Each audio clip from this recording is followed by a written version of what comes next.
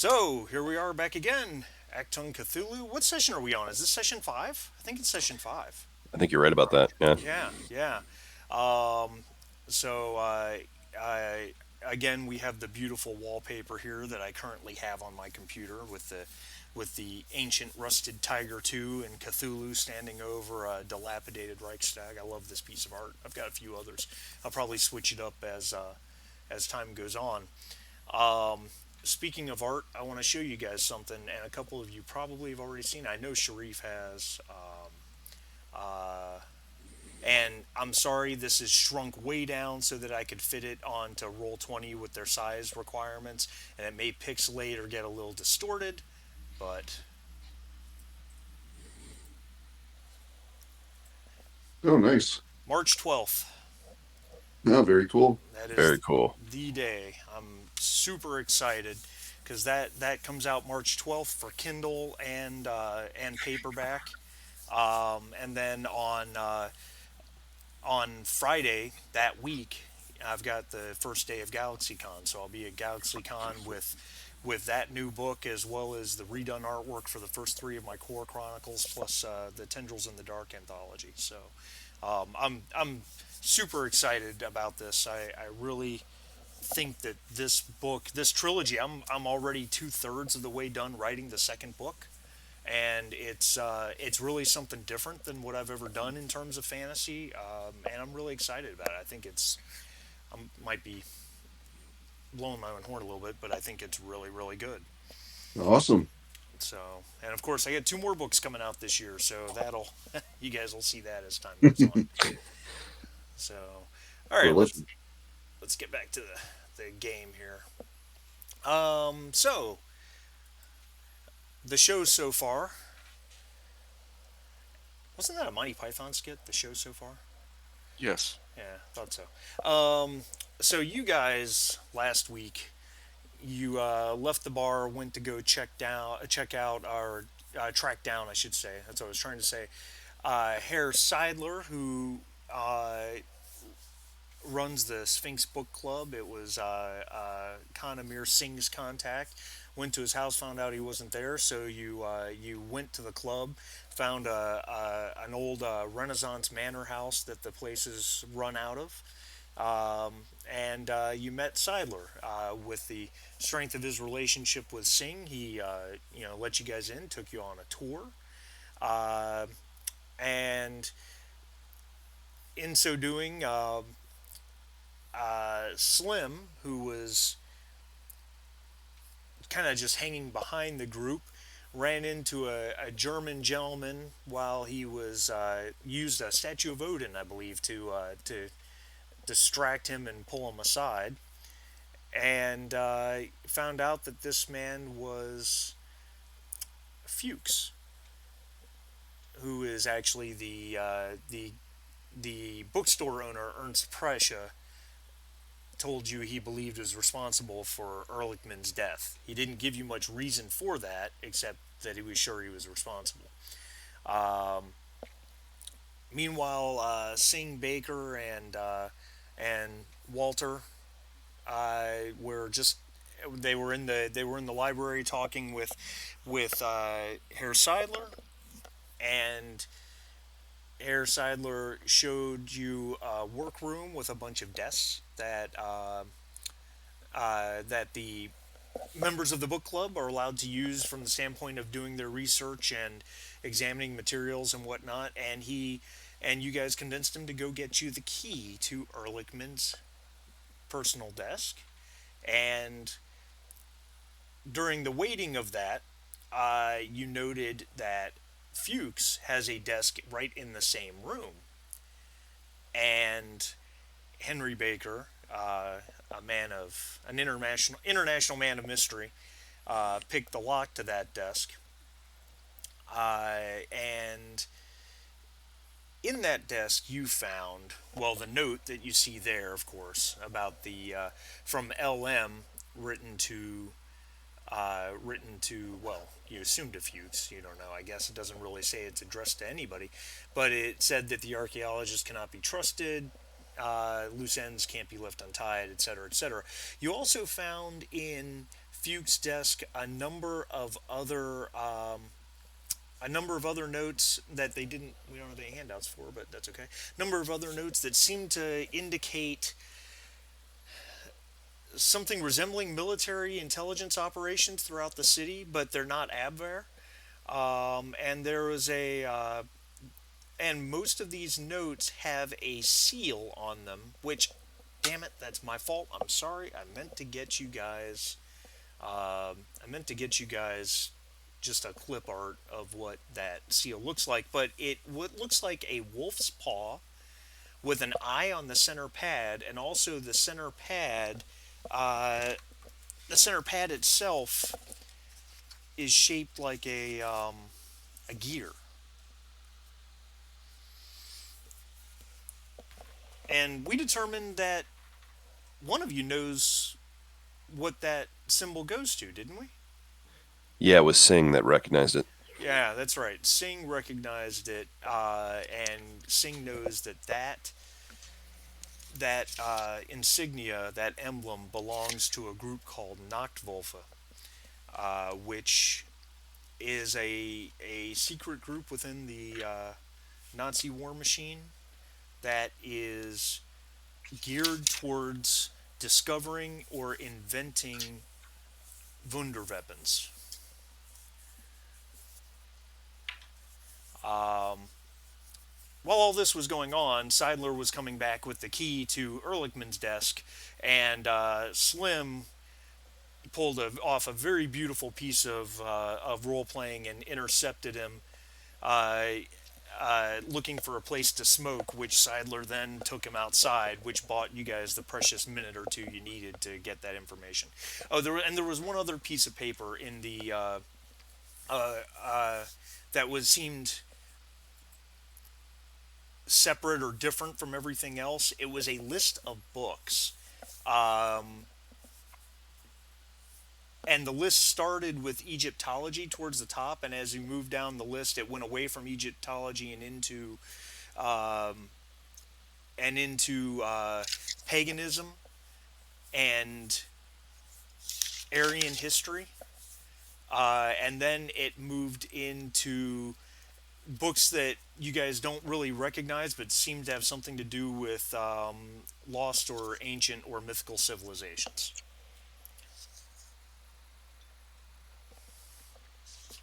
And then that's where we're at.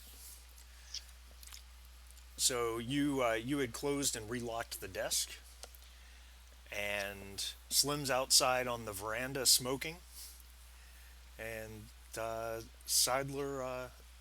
Seidler walks back in. Seidler, for you, Jim, so you know, Seidler is an older man with thinning gray hair and a neatly trimmed white goatee. He's probably in his 60s, and he's wearing a tweed suit. But he walks back in. He has a small brass key in his hand, and he says, I'm sorry it took me so long. Your friend, I had to show your friend a place to smoke. Yeah. Filthy habit. That's great. Is Seidler's the associate of Khan? Correct. He's the Okay, secretary of the Sphinx Reading Club. got it. Okay. Did I notice anything on that list that I'm familiar with that was lower down about the ancient civilizations through my knowledge, or Um, you could you could make a reason academia, and if you have a focus in occult, that would count. I do? So let's see. Sure. Give me one moment. I didn't have myself set up for the character sheet yet. So it's reason. By the way, where do we stand on momentum? Oh, that is a valid question. Thank you. You guys are at 4 momentum, and Okay. I'm still sitting at a very comfortable 8 threat. Oh boy. Dun dun dun. Academia. And yes.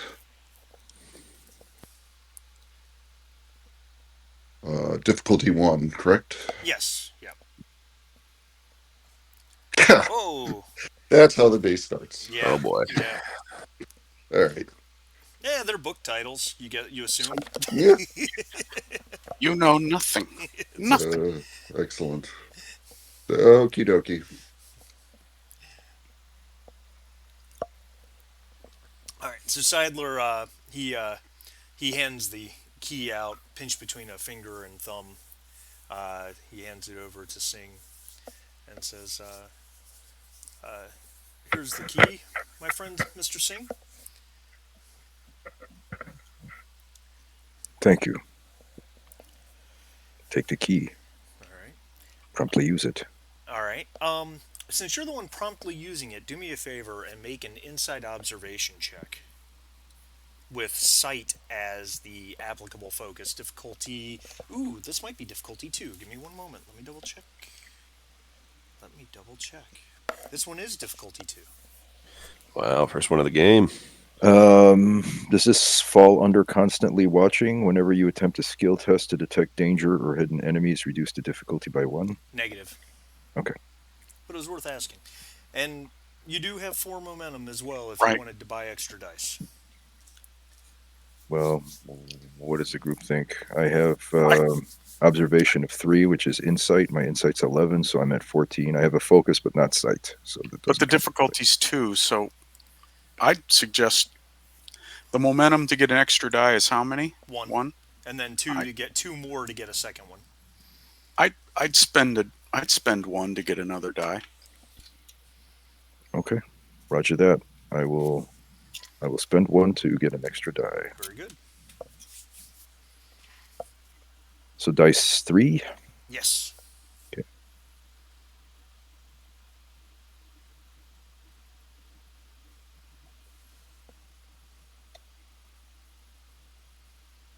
A lot of buttons to push Oh, there. look at that! Not only did you succeed, you gained your momentum back. Nothing escaped my notice. That's right. Nice. Fortune I am favors a the trained bold. Khan is a trained observant observer. I mean, trained for years of police work. Yeah, absolutely. So your momentum goes back up to 1 as you insert the key into the small lock and turn it. You note that the it's one of those little round brass locks. Not too different from what you'd see on like a lockbox or a desk, I guess. You note that the brass of the lock itself is scratched up very lightly, as if by someone who was probably trying to open the lock but wasn't very good at it. You turn the lock, it opens. Turn the key in the lock, and it opens. Inside Ehrlichman's desk, there's a stack of writing paper. There's a notebook, couple pencils.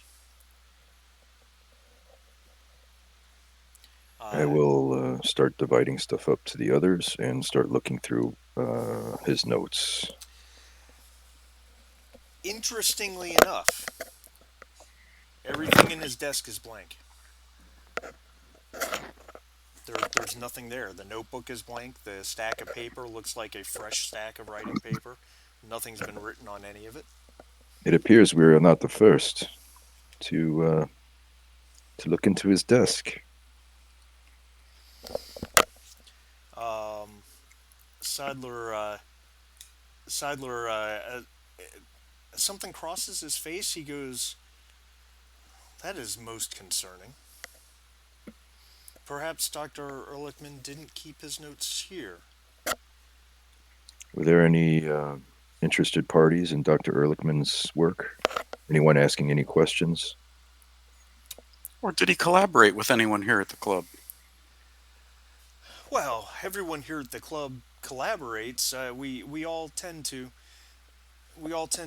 talk over our work and our research with each other, but it's more from a friendly perspective, and perhaps someone else in the club has read something tangential to what you're researching, so we all kind of share ideas here.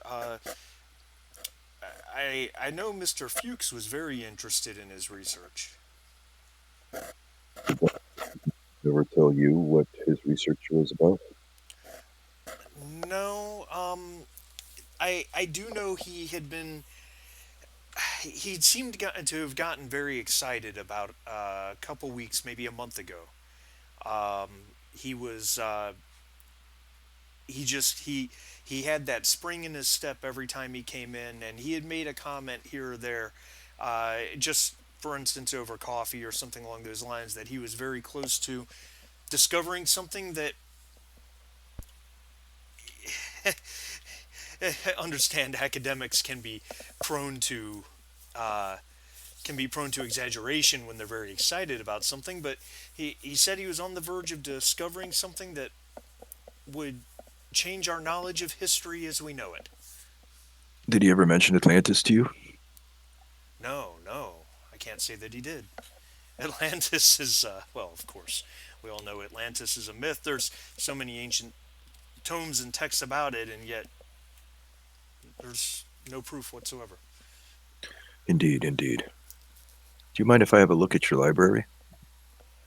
Says no, absolutely, absolutely. And he says, I'm sorry, may I have the key back? He holds his hand open.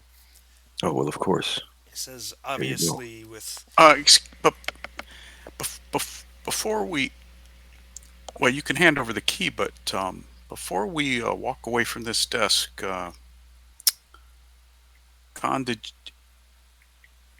uh, does do you see any possible hidden compartments or drawers or false bottoms or anything like that? ooh, that's Let's smart. have a look. I'm definitely going to let Mr. Baker take the lead on that. But I'll back him up with my observation. Yeah, yeah. So we'll make this a difficulty one. It'll be I think it's just a basic insight observation with either instincts or sight as a focus would work. Okay. And and the way this would work is it's difficulty one. Baker would roll two dice, and because Khan is helping, he would make the same roll but with only one die.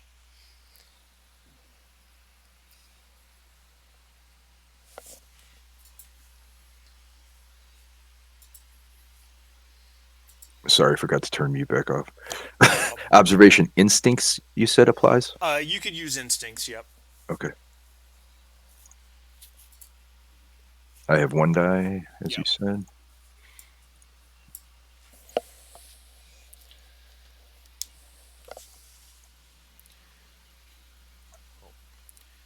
Okay. So you guys had a total of three successes. The difficulty was one, so your momentum goes up to maximum, which is six.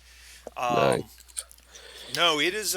It's a pretty plain desk. There doesn't seem to be anything hidden or abnormal about it whatsoever. No compartments or anything like that.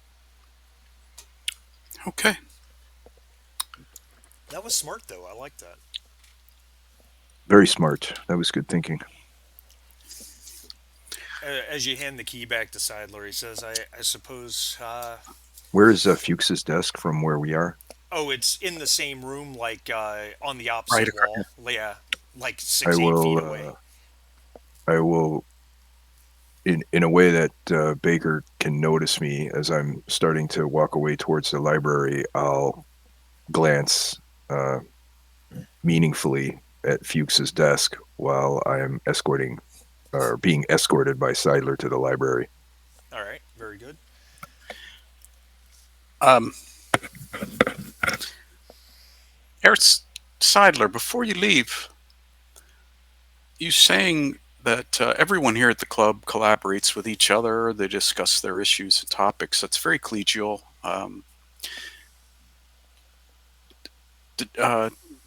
Does any of your members possibly have the initials LM?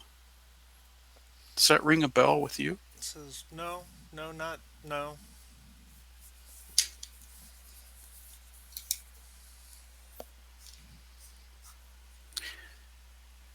Well, thank you. Yes. He just nods and turns and leads Sing back into the library. Sadler says, "Yes, I guess I will have to. I guess I'll put Dr. Ehrlichman's desk up to offer to other members if another member wants to use it. So here, you seem to be interested in the library. Was there something I could help you find, or did you have questions?" Just a hunch.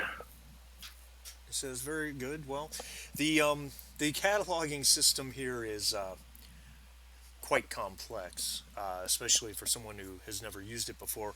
But there is a uh, there is a catalog, a card catalog right over there, and you can search a number of ways if there's something particular you're looking for. I would ask that you not handle any of the materials. Please let one of the reading club's employees do that for you." In the meantime, he checks a watch. He says, I do have another meeting I need to get to. Uh, it was very good to see you, Mr. Singh." Good to see you too, old friend. He says, "Be stay safe out in the ever changing world." I'll do my best. Remember me to your lovely wife. He says, "I will do so. Thank you so much." And he turns and he heads out of the library back towards the hall. So, what would we all like to do? Well, I think Slim comes in. He sort of passes Seidler in the hall, and then comes in and he says, "Well, gentlemen, what I miss?" Maybe they update him. Very good. I'm.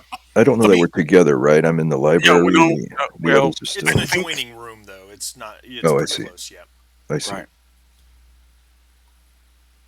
Okay. Good. I was thinking that if it was a long walk, I would have expected, since he was giving us a tour, he would have expected us to come with. But um, okay. So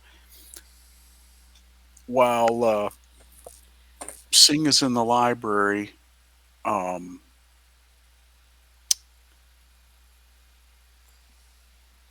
Baker's going to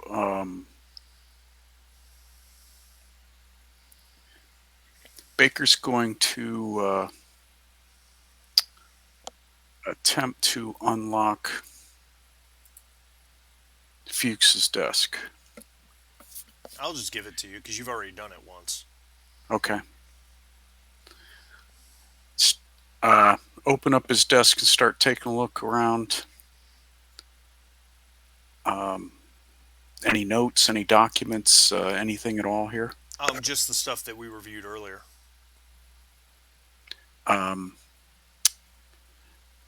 yeah, I was just trying to see if. Well, we collected an awful lot from that. I'd be shocked if, from all that review, we didn't see anything. Now, we had put everything back the way we had found it. You had. That's correct.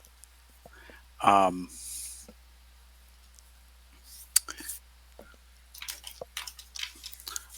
I'm going to review the stuff, but what I'm really doing is reviewing my notes. Um,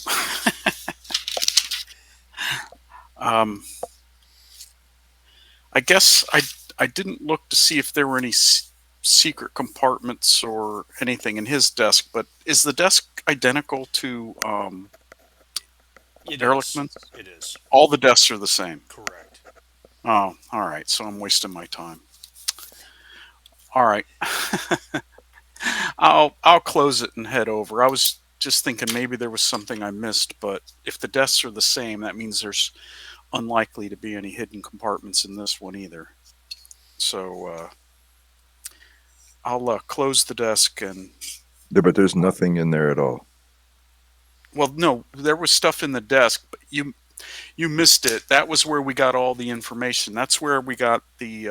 Oh, that's right. That's right. I'm sorry, I forgot because my computer was down. And yeah, Right, and that's where we got the note that was signed LM, and that's where we saw the imprint with the Nachtwolf Indeed. Okay. markings. And, I'm sorry about that. Thank you. okay. And then the recovery of Blackstone and info on the machine is Paramount LM. That was a little note that we found. All right. So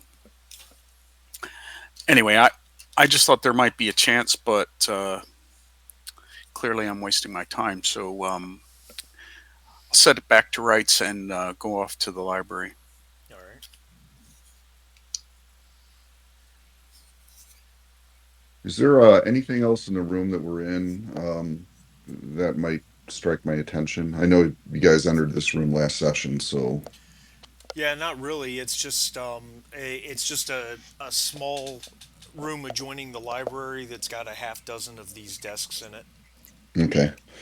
Um, all right, I'm gonna go ahead and join Con in the library as well.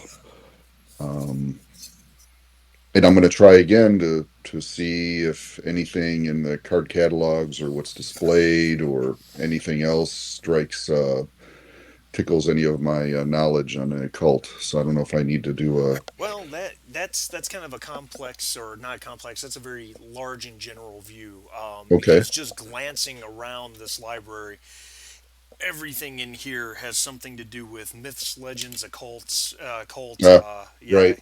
yeah. So almost everything's associated. So it's really kind of a, I Is guess, there a since I know a bit about this stuff, is there a section or a card catalog section or anything that might jive with the what we've heard so far that's being trying to be exploited by this group? um. Well, the card catalog itself is Probably huge. it is, and it's divided by it's divided three ways. It's divided by title, author, and subject matter, and it's in German, of course. Hmm. The shelves themselves seem to have they're definitely organized in some sort of very complex and confusing way. Probably as I mean, they're yeah, the different shelves seem to have a numeric system attached that probably matches up to the what's on the cards in the card catalog, if that makes sense. Okay. Are they, can I tell?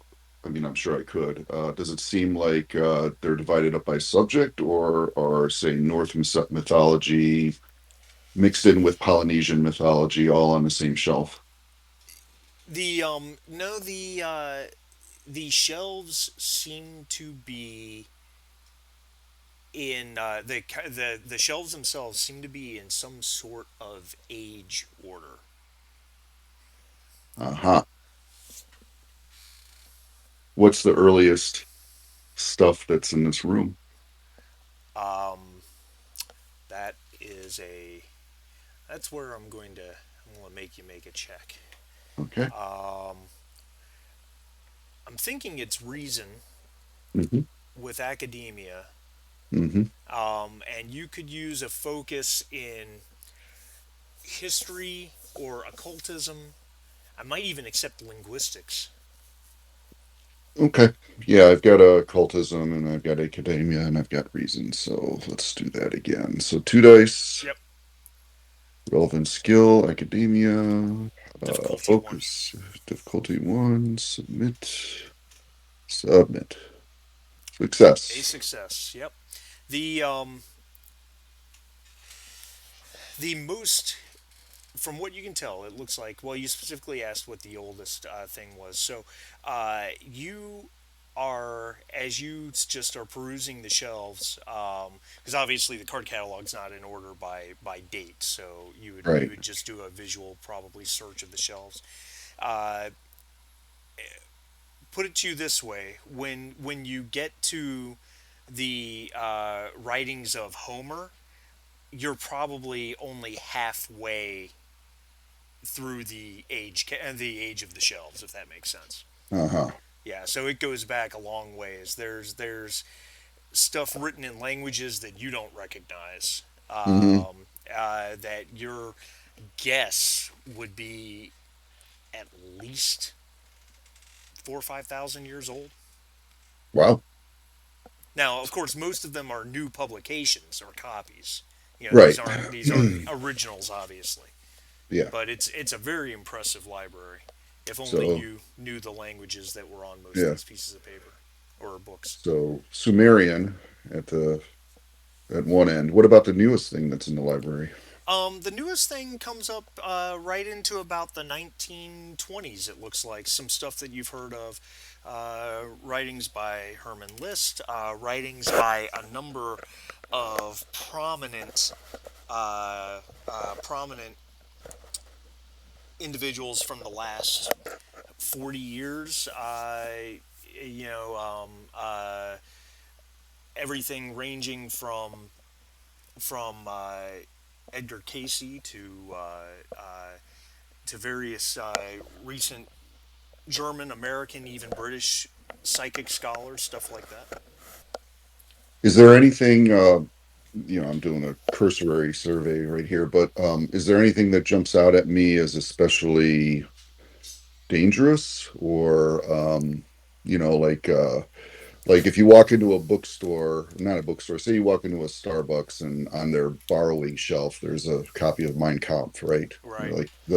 Like holy shit, it's a bookshelf. There's a book on it, but it happens to be Mein Kampf. Is there anything that rises to that level in this library where you're like, oh shit, they have one of those? To answer that question, I'm going to make you spend a point of momentum for obtain information, which will knock you down to five. Uh, let me before I do that, what do you guys agree with that kind of line of questioning or? Why not? We got to generate more leads. Well, okay, so I have something called detailed analysis, Okay. which here's the effect. You have keen attention to detail, carefully studying everything you observe.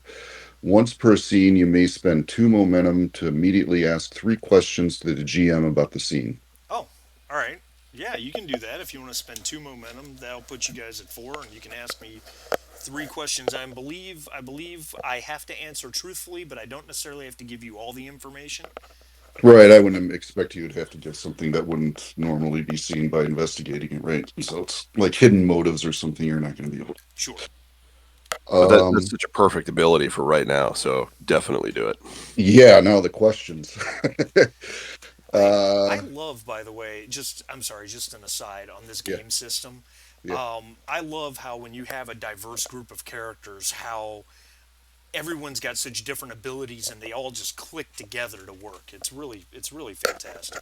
yeah. It is a lot of fun. I love the mechanics of this game. Okay, well, my first question is going to be one I just asked. Is there something in this library or that we've seen so far in this building that rises to the level of, oh shit, here are the codes, kind of, like, There's actually quite a bit that you know what I'm going to do. Do me a favor. Make me a roll. okay, Make me a reason academia roll, and you can use your occult focus. I'm not going to generate any momentum based on successes. I basically just want to see how many successes you get. It's kind of going to be a test of how much you really know, if that makes sense. got it. So reason, uh, academia. Oh, please, spirit of Max Decker.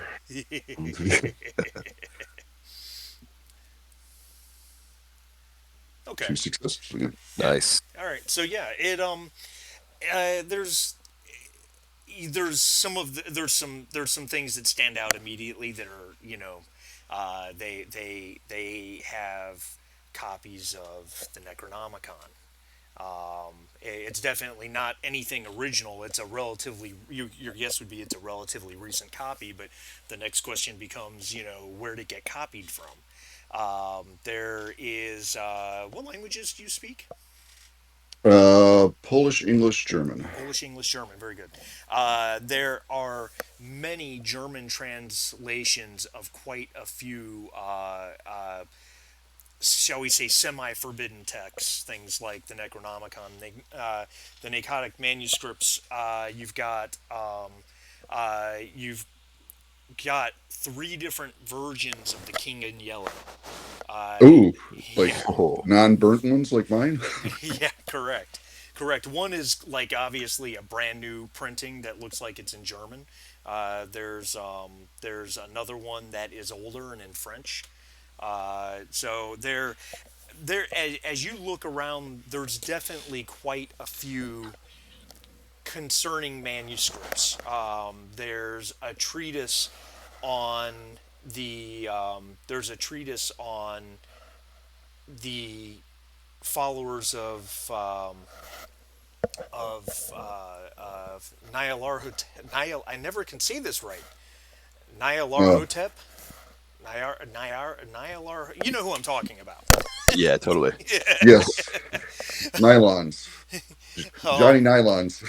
they're something that there's some other things that are very concerning. So there's all sorts of this stuff. There's there's a relatively recent, it looks, publication, or it's not so much a publication as much as it looks like it's just a bound copied notebook that is talking about the aliens and ancient races, which is very interesting. Because let's be blunt, aliens are pure science fiction. Now, ancient races are one thing, but aliens are pure science fiction. Right. So yeah, there's quite a bit. This is an extremely impressive library from the standpoint. Now, is there anything that indicates? I'm sorry. Well, I shouldn't say anything else. So that answers your first question. I believe you have two more. It All does. right, before you ask the next two questions here, Sure. Slim is he's sort of like meandering through the library, watching Pilecki and Singh and Baker like studiously inventory things, and Slim has like with his bare hands, he's like picked up some ancient text, and he's like flipping through it and like pacing, and you can see he stops. He stops at like a page with like some kind of like um, topless woman or something like some muse or something, and he's never seen anything like this before, and he's looking around, and then he sort of like slams the book closed, and he meanders up to Walter, and he says, "Mr. Pilecki, I gotta ask, are there any books on them there mountains that this gentleman perished upon?" Oh, that's an interesting question. And so I turn my attention to the stacks and see if there's anything anything there before I ask the second question. Um, in regard, so he perished in the Alps. So it, not really. No, no. Nothing quite so mundane. I have a question for you, Marty. Yeah. The subject of Atlantis came up in his research, but I don't remember in what capacity.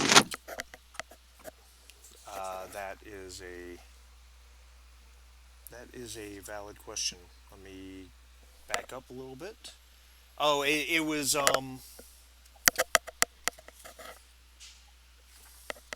Did it? I remember it perked my interest because Singh speaks Atlantean, and I It seem to remember it that was not Ehrlichman. in Ehrlichman's research. It was there were book titles on the list of books found in Fuchs' desk that you thought had to do with Atlantis. Okay, all right, that surprises me because I don't remember my computer being working while you guys were looking through his desk, but maybe it was. That's okay. So Fuchs has an interest in Atlantis, not necessarily Ehrlichman. It would seem. In the card catalog, I guess it wouldn't be in the card catalog. Is there a record of who checks out what books? Actually, if it is in the card catalog, yeah, So can we see the books that Ehrlichman was interested in and Fuchs as well? That's absolutely. brilliant. absolutely. Um, it we'll come back to that in a second.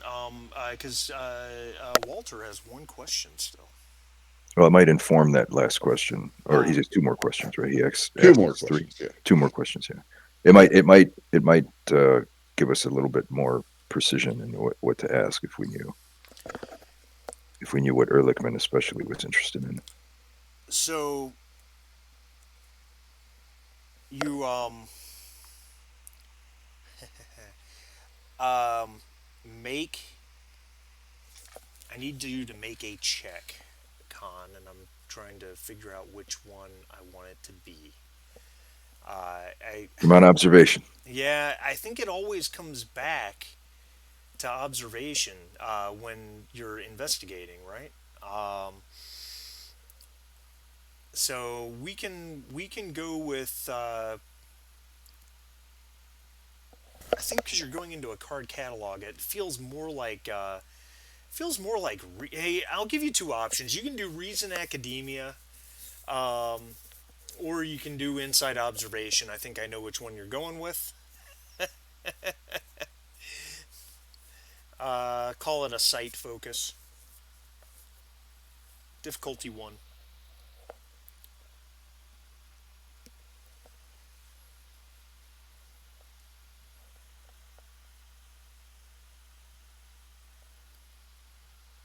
Very good. No problem. Um, as you go into the card catalog, it's divided in it's divided three different ways. It's divided by like we talked about, by subject matter, by author, by title. There's also a very small section at the very first drawer of the card catalog that has cards that have individual names on them, none of which you recognize except for one, Fuchs, and it looks like a list. It's a library card, is what it is. It's a list of everything that he's checked out. What is interesting is that Ehrlichman's card is not there. The cards are in alphabetical order by last name. So you would assume Ehrlichman would be either right next to Fuchs or very close to it, right? Because you're going from an ER to an FU. Ehrlichman's card is not there. And the only Yes, other name you recognize is Fuchs. someone has taken great pains to obfuscate Ehrlichman's research. What about Fuchs? What does he?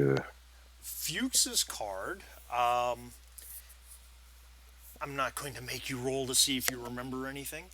Fuchs' card, the last 14 books he's checked out exactly matches the list of books that was in his desk, or books or slash manuscript slash whatever. The last 14 things he's checked out match the list of things that you found in his desk.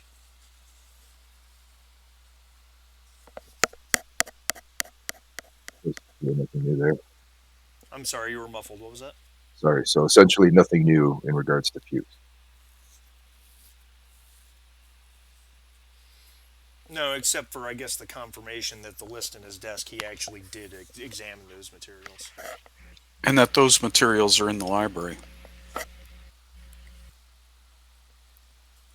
And as an occultist, is there a through line in his research, or is this just bullshit? In other words, is it like a book about Peru, a book about Atlantis, a book No, about no, India? Like, it is it? it's a very specific.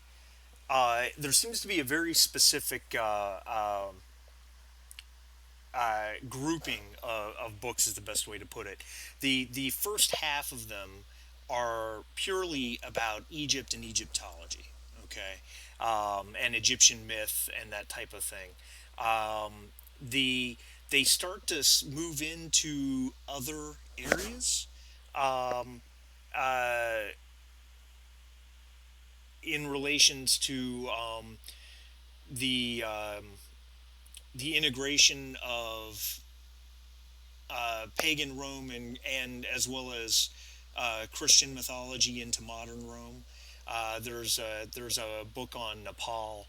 Uh, as you get towards the bottom, though, the last three books are specifically in regards to, well, you get to make a roll, sir.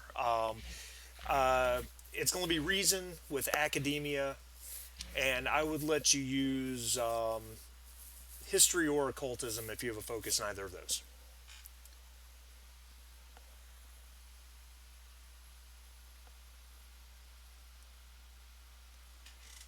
What's the difficulty? Marty, what's the difficulty? Yeah, I'm thinking on that one. Oh, okay. I didn't know if you heard me. I'm gonna make it difficulty one.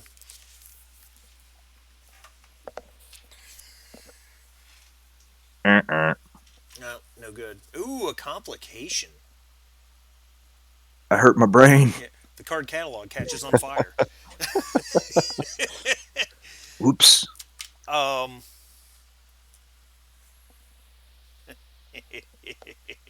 I'm a bad man. Slim dropped a cigarette on it. Well, there's no smoking inside, so Ah, rules, rules, rules. Meant to be broken. a voice uh, a voice calls out from behind you. He says, "What are you doing?" You turn and look, and Slim, you recognize him, and I'm sure the rest of you guys. Well, yeah, he pointed. If Slim pointed him out to you guys, uh, Gotthold Fuchs is standing there with his cigarette case in hand, clicking it open and close. Are you supposed to be in the library unattended? You're not even members. Quite. We have permission to be here. And who might you be, sir? He Police says, Tactic 101. "Yeah, that's right."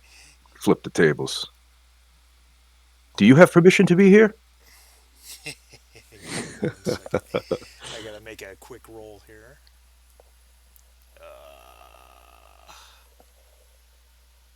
Oh yeah, no problem. Uh, he says, yes, I'm a member here. My name is Gotthold Fuchs. You are, is it Gotthold or is it Gerthold? I think it's Gerthold. No, it's Gotthold. Um, but you are not members. I've never seen you before. And he looks at Yukon and he goes, and I would most certainly recognize you. What is What that supposed to mean? members of your members of your ethnicity, shall we say, are not common in Central Europe. Uh, may I ask, why do you have my card in your hand? I'm Inspector General Khan Amir Singh. And that information is official business. I believe you're out of your jurisdiction, Inspector Perhaps, General. perhaps not. I'd like to ask you a few questions, Mr. Fuchs. And I don't see any interest in answering them, but if you will. How well did you know Dr. Ehrlichman? Not very. I've known him for a month or two.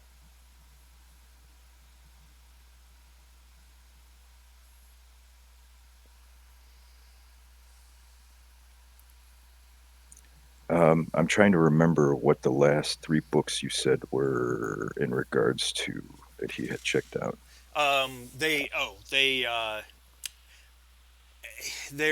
Oh, that's right. And then you made a roll which went nowhere.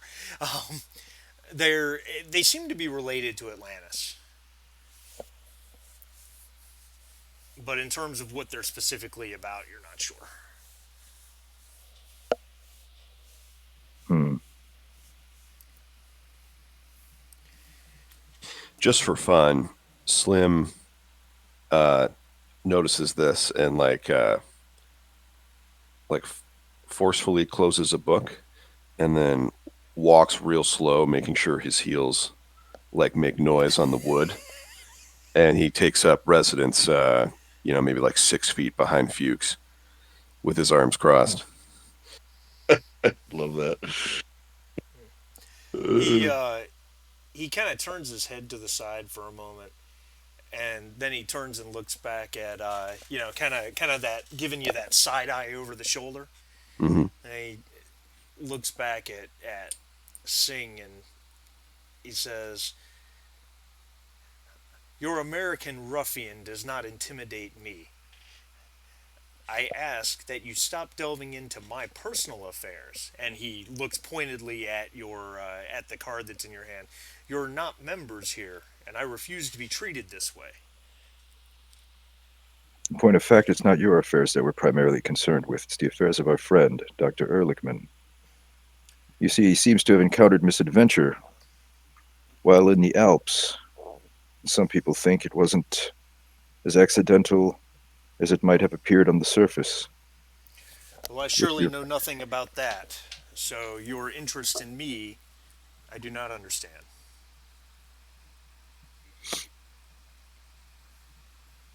do you know anything of what Dr. Ehrlichman was researching? Ehrlichman was a boring old windbag, and his research seemed to change as the wind blew.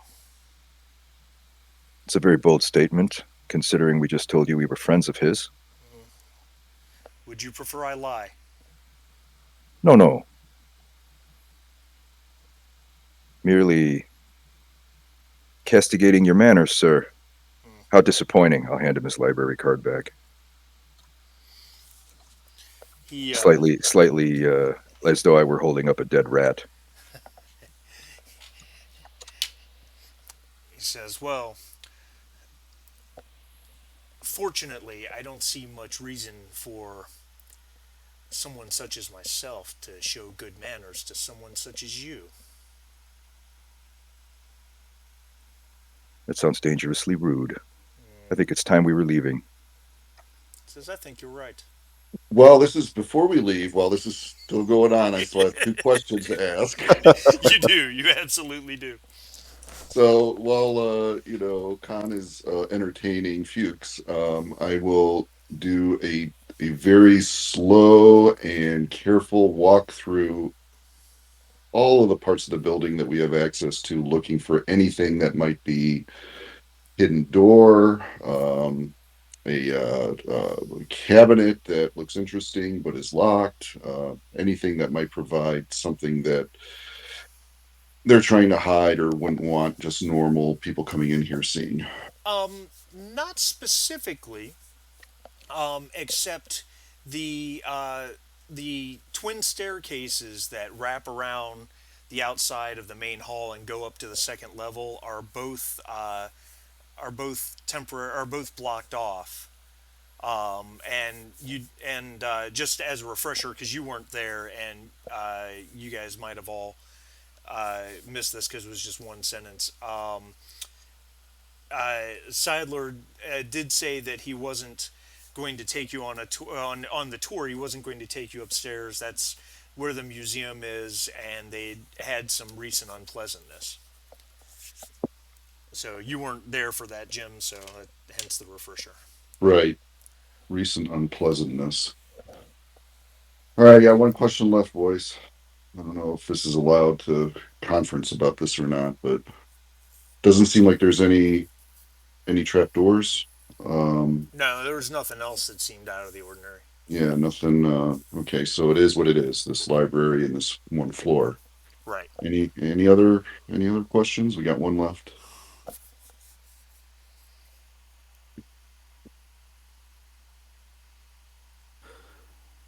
This is not Slim's wheelhouse here.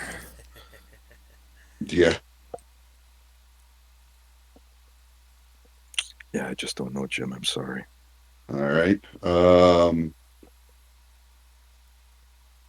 Last question, I guess, would be: is there any is there any indication by odor, sight, sound, sixth sense, whatever, that might lead us to what the event upstairs could have possibly been? Is there, like, do you smell incense? So like a faint odor, so that it's maybe there was a ceremony up there. Do we smell anything that might have been burnt, but the odor isn't quite completely out of the building? Gunshot, gunshots recently, anything like that? No. Okay, that's great. All right, well, we got a nice library here.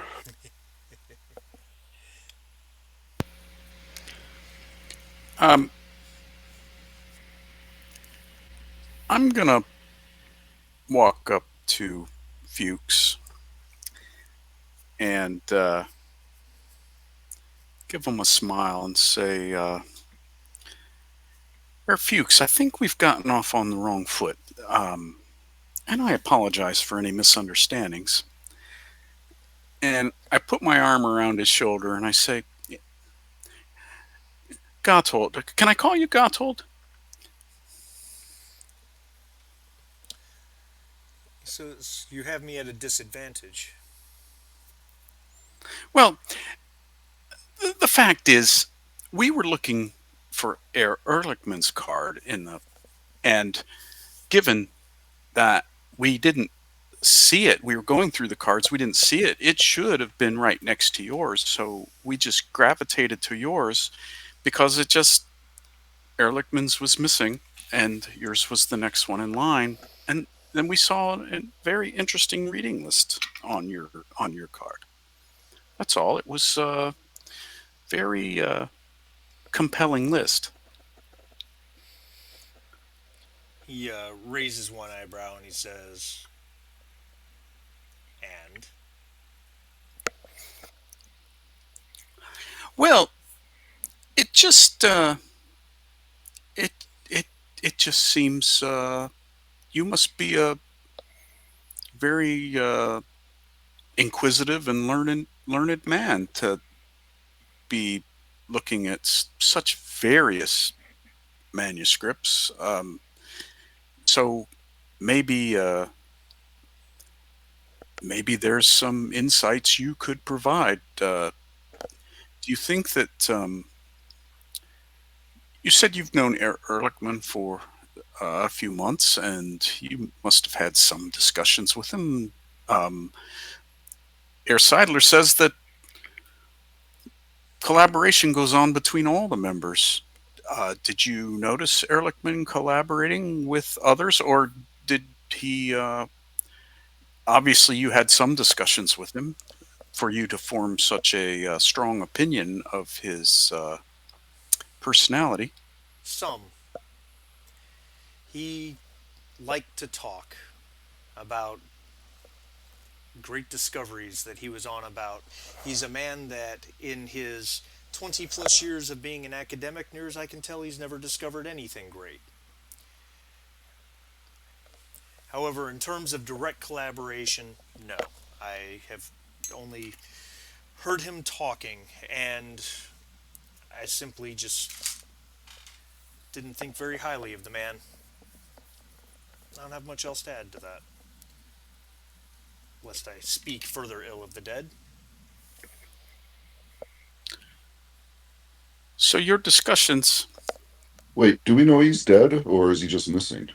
No, yeah, he's dead. Yeah, you all Okay. know he's dead. yeah, we all know, and apparently lots of people know. Yeah. Yeah, because Seidler knew he was dead. Okay. Sorry. Yeah, No, it's fine. and and obviously Fuchs knows he's dead. Um, make an inside observation roll, if you would. Okay. Any focuses? Um, Oh, it's a moot point. I don't have any focuses in observation. oh, well, fair enough. Insight, observation, no focuses. You guys do have Difficulty. difficulty is going to be two. You guys do Um, have five momentum. yeah, I'm going to spend momentum to get another die. So hold on a second. All right, that'll drop you to four. Insight, dice 3. All right. I had the way this works. You got to kind of start over. Oh yeah, yeah. if you decide if you decide at the last second you want an extra die, you got to go back.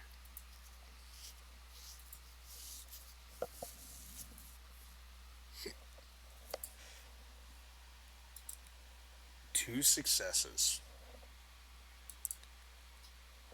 All right. I'm going to give you two pieces of information. Number one, he's not being entirely honest. I wouldn't go so far as to say you think he's outright lying, but small, subtle hints in his body language.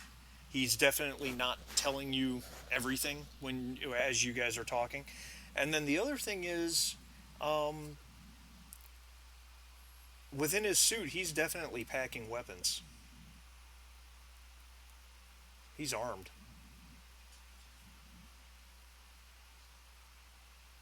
Oh, I guess it's good that I put my arm around him and in a brotherly fashion to discuss this topic with him.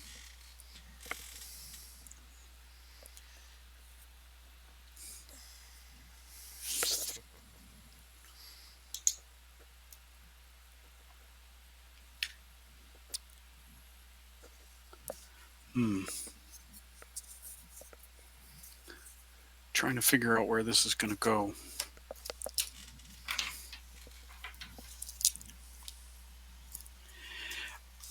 Oh, Mr. Fuchs. So, so you're saying that your discussions with the doctor didn't somehow spur some kind of interest on your part, your academic inquisitiveness to seek out uh, some of these documents on your list? He says, "No, I can't say so. They're just passing items of interest for me."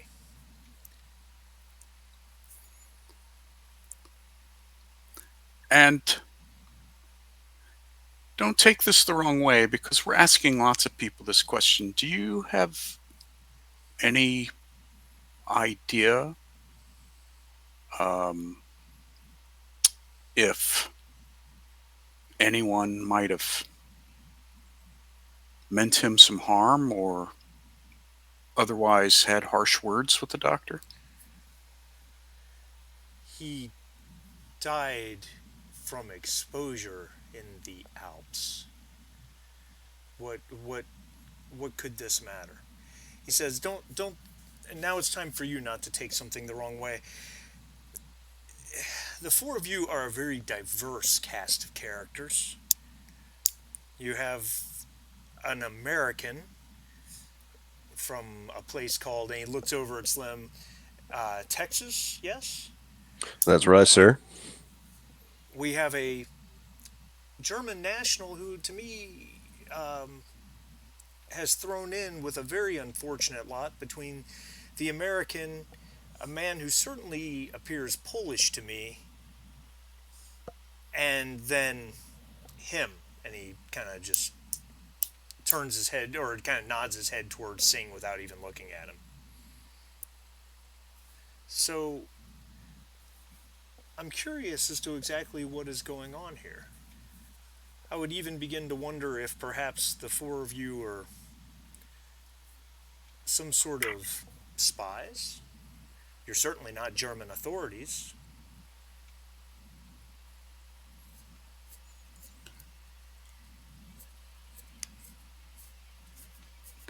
Well, we find it odd that this good friend of our friend Mr. Singh here uh, showed up suddenly in the Alps when it doesn't appear he had any intention to go to the Alps. And the Alps are quite a distance away. Um, he would have had to decide to go there.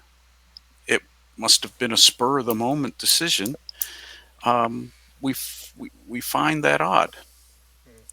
So we're just trying to understand because, as you can imagine, our friend Mr. Singh is very upset with the passing of his friend.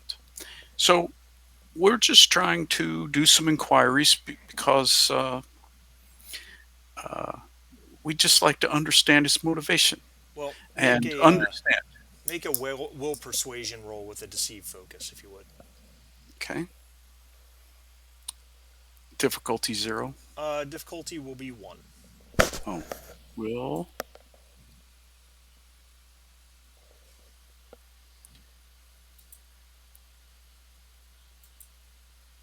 persuasion.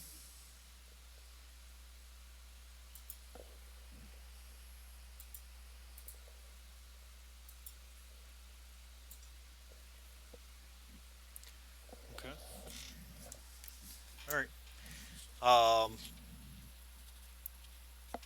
well, he he looks at you and he kind of shrugs away from you, and he says, "Well, I assure you that I don't know anything about it. Now, if you will excuse me, I have other engagements I need to attend to."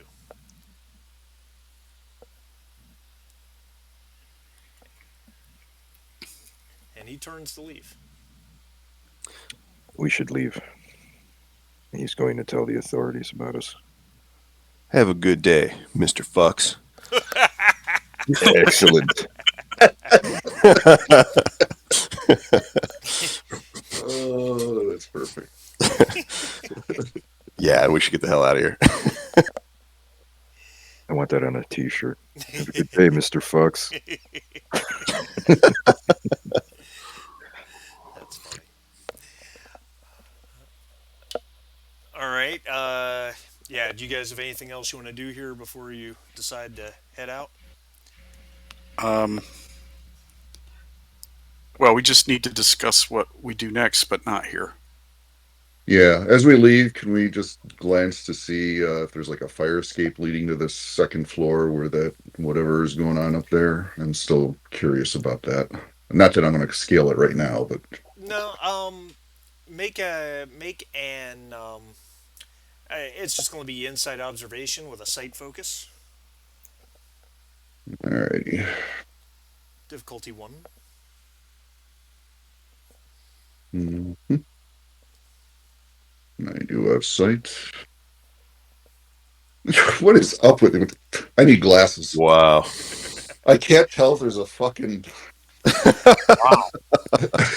escape ladder or fire escape on a building. Oh, I suck. I guess I need more sleep. Yeah. There does not seem to be any way up there. Okay. How many? I know there's a As, balcony, though. but as we're Sorry. walking out,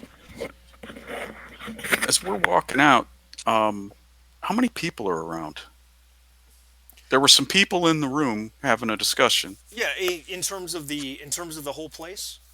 Yeah, the members, generally. Yeah, there's besides the doorman, the young lady at a front desk, and of course Seidler and Fuchs. There's probably a total of about a half dozen others. And the main stairway leading up to the second floor is right there Main hall. in Yep, that lobby where we came in, where there's a doorman and the receptionist. correct. Okay, so that solves any ideas of slinking up the stairway. Okay, Yeah, yeah. In broad daylight, in the middle of the day, with all these people around. Difficulty five. Go for it. Yeah.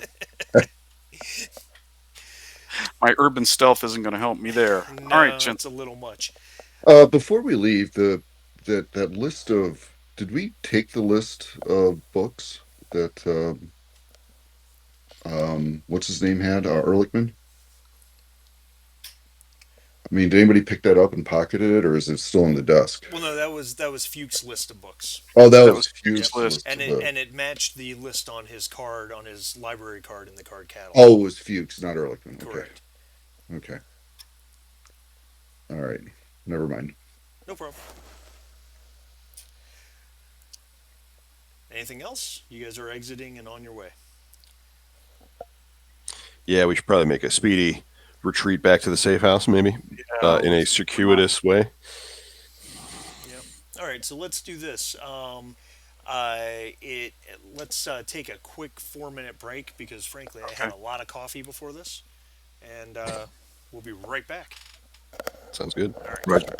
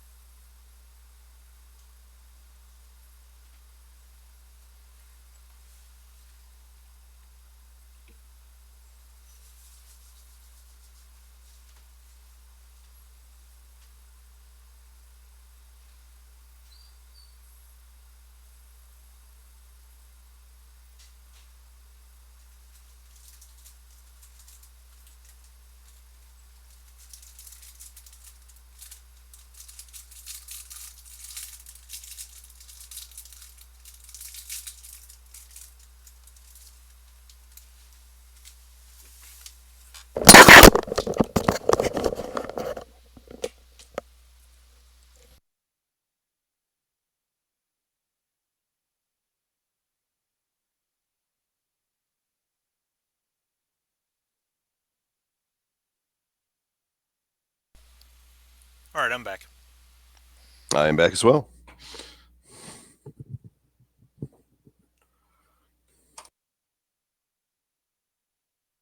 I'm good.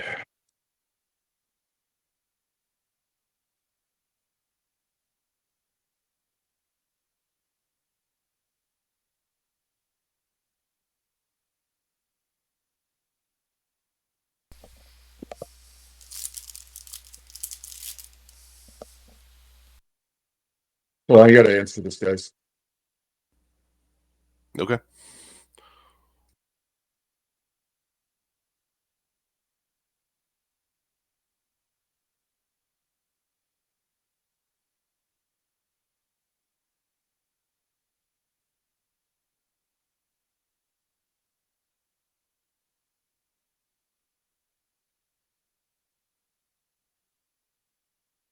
Back, Marty.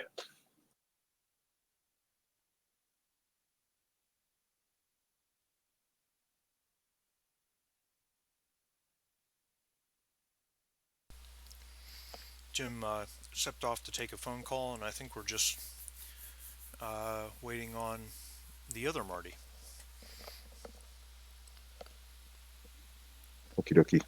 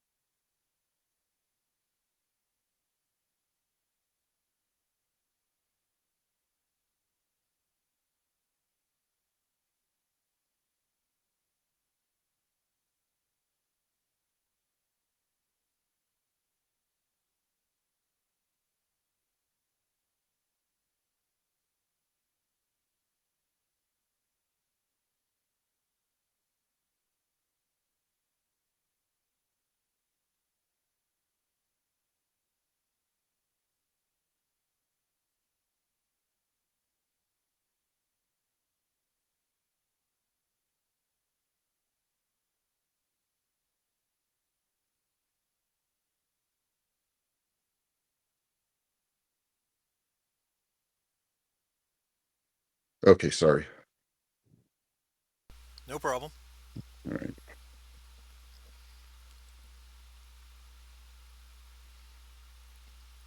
Marty, you there?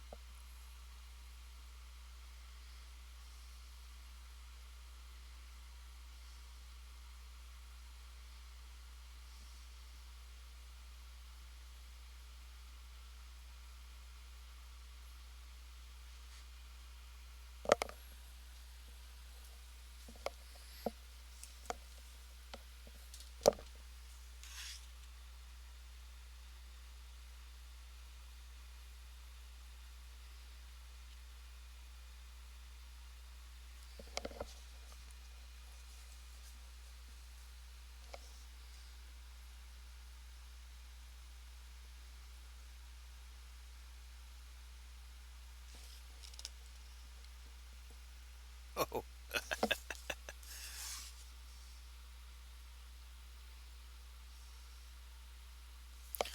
just skimming over something that I somehow, and I saw something I somehow missed the first like 4 times I read through this adventure. Hence the evil laugh. I Yeah, love it. nothing that doesn't make it easier, just harder. If Yeah, nice. it I makes always you have to. go Go ahead. ahead. I was gonna say I just always have to like read and reread the module anytime I'm doing like a mystery or like investigative game. It's so easy to miss stuff. Oh yeah, and you miss one thing, and it can be like the linchpin that holds the whole thing together.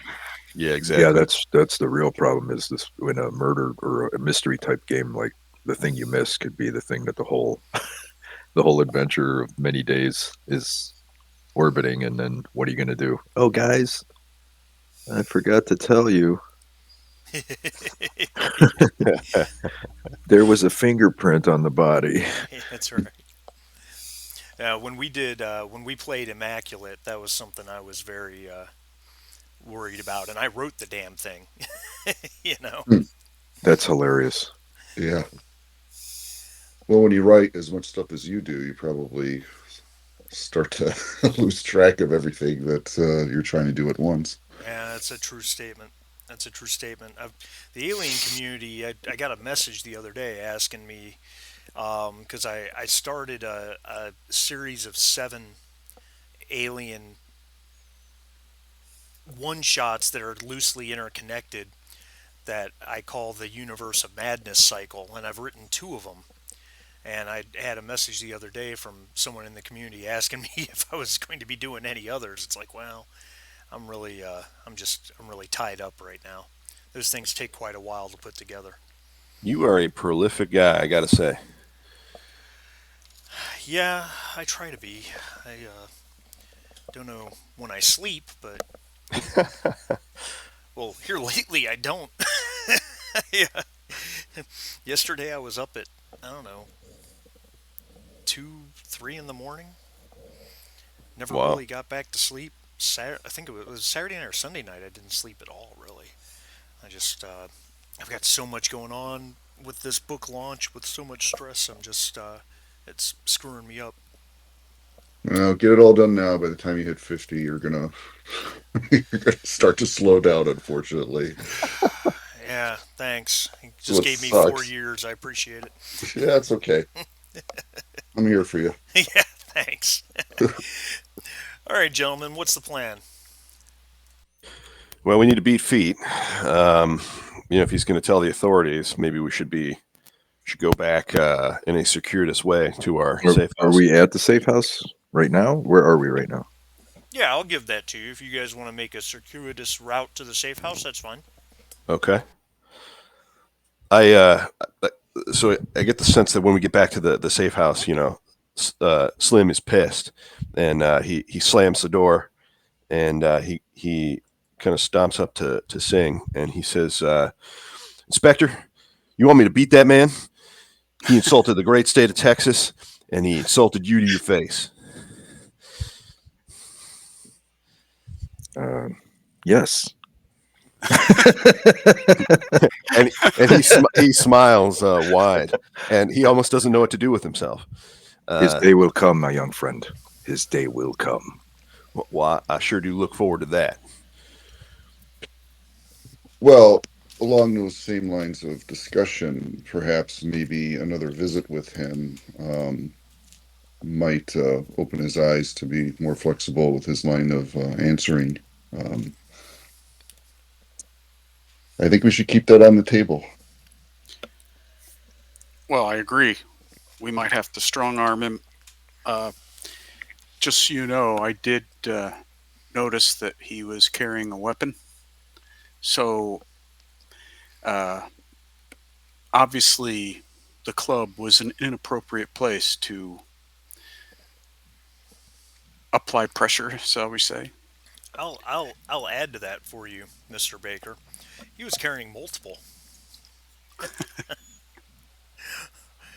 You definitely got a hint of a pistol and something else with a handle, maybe a knife.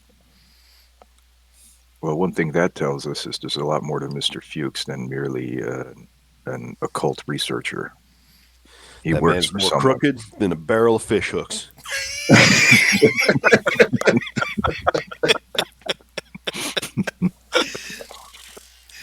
Oh man, that's great.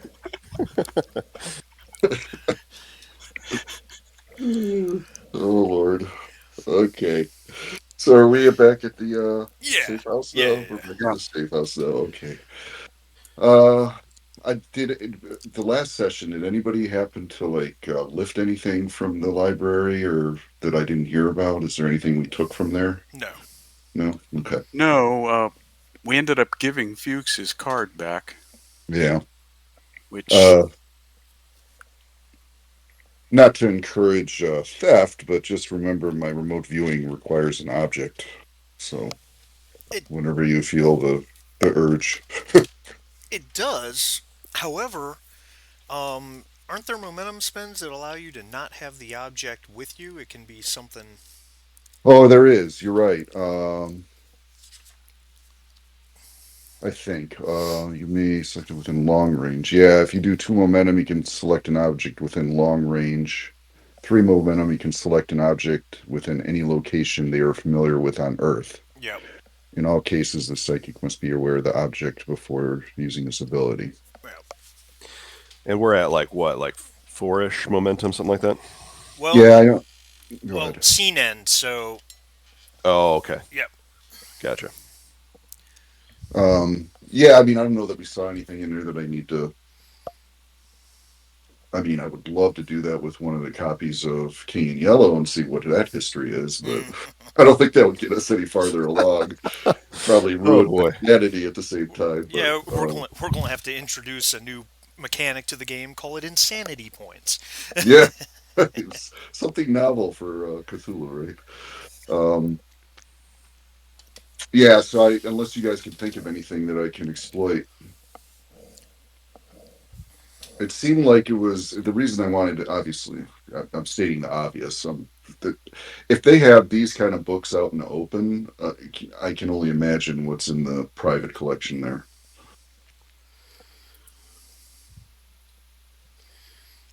Well, was that the private collection? I don't know because Seidler got us into the club because of his relationship with Singh. So Yeah, I don't know. I mean, spending lots of times in libraries, they have that collection that's behind lock and key, even if you have to get into the library with a library card. I mean, gotcha. I could imagine there was something from like an original Sumerian text somewhere locked away, or that kind of shit. I don't know that would get us any closer to our mission, but I don't think we're done with that place. There's got to be more info there, especially on that second floor. I mean, what the hell happened up there? And if it happened that recently that they're renovating, that's a coincidence a little bit too close to everything else going on.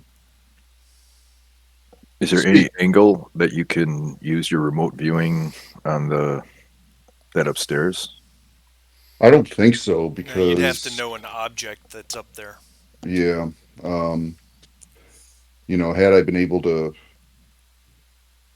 I don't know. I don't think there's anything. For 3 momentum, you can choose an object within reach and gain limited knowledge of that's past.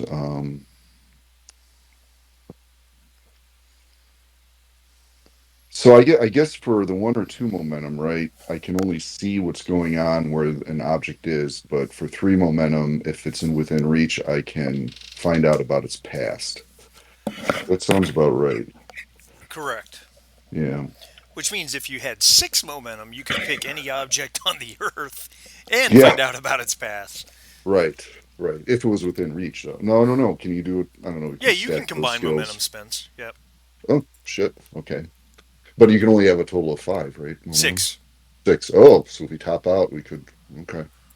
That's all good to right, know. so can we review our leads here just from a Yeah. so Good idea. so we've got so the club was kind of I don't know about dead end, but there's something more there. What else do we have hanging loose here? Well, okay, so we we got the message to Fuchs was that he had to recover Blackstone, and info on the machine is of paramount importance. So we don't know what Blackstone refers to. Is Blackstone a thing? Is Blackstone a code name for a project? Um, Right. could it be a person? Uh, so we've got that. You and your spies always have weird names for things. We've This got Noctwolf. this Um, circus elephant has lost its way. Sorry.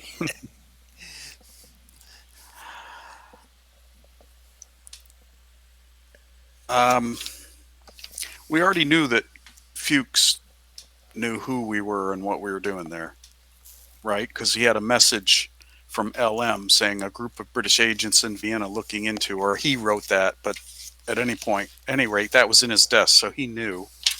That was a partly drafted letter, so that was something Right. he wrote. So he knew about us. What else? We got the famous initials LM. Um, maybe that's where we fell down. That note in the book that said recovery of Blackstone and it was signed LM would have been in LM's handwriting. That would have been the item for you to use your magic on. It would. That was a misstep on our part. Well, he's seen it, so as we move forward, if we can build some momentum, he could astrally project or whatever to Yeah, take a look at that note from a distance. That is a true it's statement. unfortunate. What's that? I said that is a true statement. Yeah, it's just unfortunate that we didn't do it while we were there. We had tons of momentum. We were there. It was just it. That's a that's a major failure on our part because it would have given him information on it, right? What? How does that work? The way it works is, okay, I'll try to summarize it instead of reading it.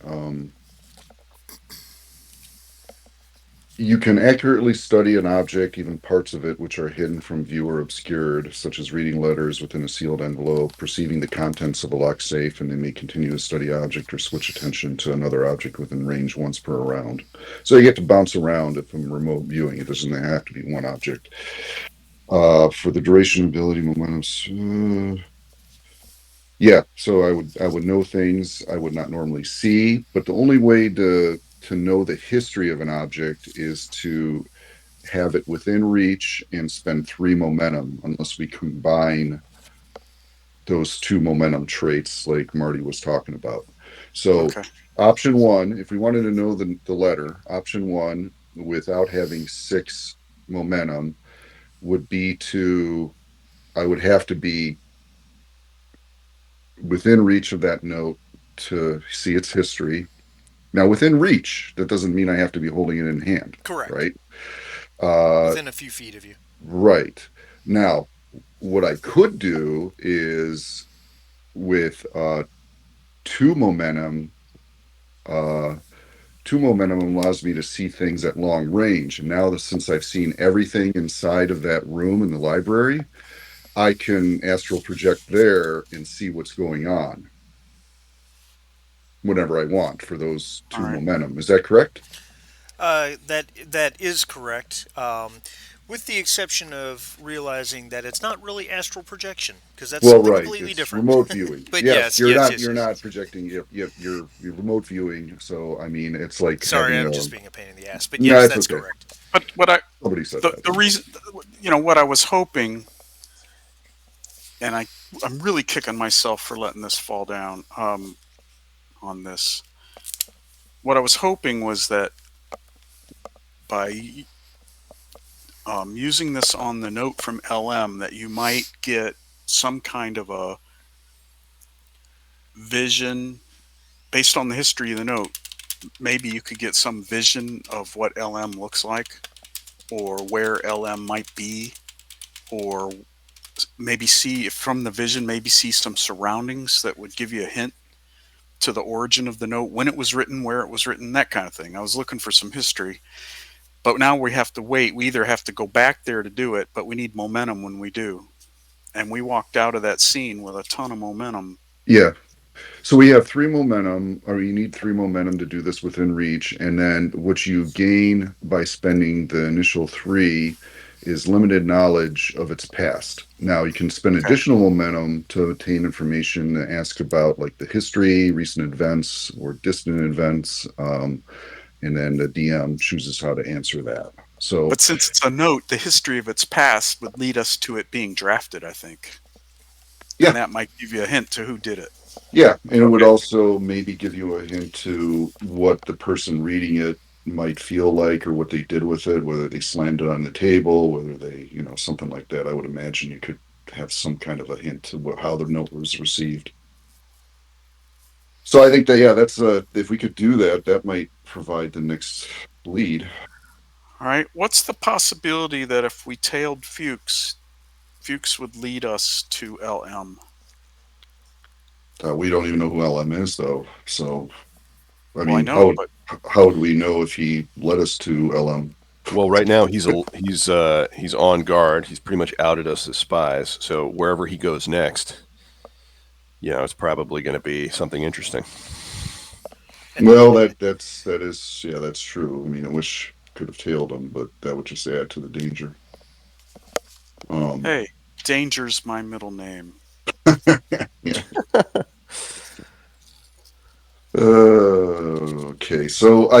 So courses of action. Let's come up with 3 courses of action. All right. So number 1, we tail this guy, see where he goes. Okay. Number 2, we capture and interrogate him. Walter is all for that. Okay. Number three. Number three, break into the library and do what we need to do with the stuff in there. Yeah. Well, I think Or- that Or do I, we even need to break in? Maybe we can just go back and say, hey, Khan no, might be able to get me in. we want to go to That's the what I was second thinking. floor and see what was the unfortunate events they had going on. So we can only do that if we break in after hours. So while we're doing Well, that, we could check out the note too, we right? could. I mean, we could, or we could. If Khan and I go, and because I didn't cause any trouble, Khan was a little bit antagonistic, but certainly didn't feel the guy up. So hopefully, I don't know if Well, Fuchs will ever either. it's a perfect excuse to go back and make an apology to Seidelman or whatever. A bottle of Nice, yes, something, exactly. or a Uh-huh. slice of something in a box. Very sorry if there was any. Right. We didn't mean to blah blah blah, language barriers, miscommunication, da da da. And then maybe while we're there, we can figure out a way to jimmy a door open that's in the back or something so that later on we can go in and go upstairs. Or even while we're there distracting people, let somebody in so they can go upstairs and look around. I don't know. You don't have any confidence in my ability to break into the Oh, I do. I'm club? just, path of least resistance first, I guess. And it's daylight still, right? So, That's true. It's daylight still, and we would have to do it after closing hours, hopefully at dusk. And the clock is ticking. Anything we can do. Remember, we got to meet Gisela tomorrow morning. right. I'd like to have something to Yeah. tell her other than. All right. Yeah. Why don't we Just tail this remember, guy? I'm convinced she's setting Oh. us up. I don't know how much we should tell her, regardless. Yeah, you're I'm Probably convinced right. that she's working for the other side, and she's just because there's no way she doesn't know about the relationship between her fiance and the badass dark magician that we met. I Well, guess, maybe she's hoping we'll find his work and then she can steal it from us. well, that's Or true. she's working for the necromancer guy, and she's trying to steal it from us from the very get-go. Not to mention the badass Dark Necromancer who still has that lead that you've never really resolved. That the key is there, and he says he has it, but he wants Ehrlichman's research in exchange for it. Yeah. No, I remember that one. It's just right now, without any research, we're nowhere. I don't know. I mean, how about a two-pronged approach? Do we want to do the first part with Khan and I going over there and trying to reestablish contact and search when we can and maybe leave a door open for later on? Or, I mean, how can we develop this if that's a good course for right now? why don't you guys take the social route? Go apologize and investigate, and Baker and I can go tail this guy, and then if push comes to shove, we could tag him and bag him, throw him in the car, and No, that'd be awesome. yeah, and find some more info. Okay, so if you're going to do that with Seidler, I suggest maybe you ask him if he's ever heard the name Blackstone. We got to trace that someplace. Right now, we got nothing except that name. So maybe he's heard of it. Maybe he could tell you something. Maybe it's a person. Maybe it's not a person. Maybe it's a The Black thing. Pearl. Anyway, you got to start somewhere. That's a good place. We can also, if it comes to that, if we can grab up Fuchs, maybe we persuade it out of him. Sure. And I don't mean with my personality. Something tells me that between Baker and Slim, there's a lot of persuasion capability. Are we splitting the party? Yeah, I think we are. I think we are. And it was the beginning of the end.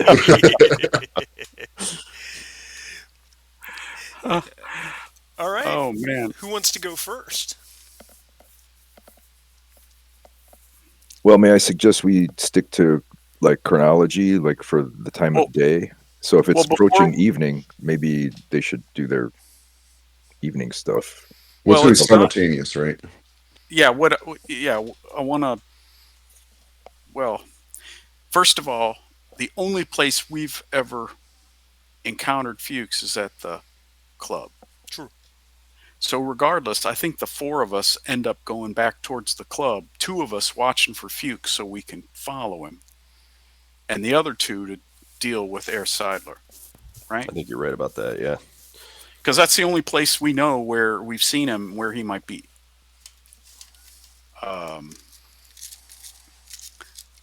But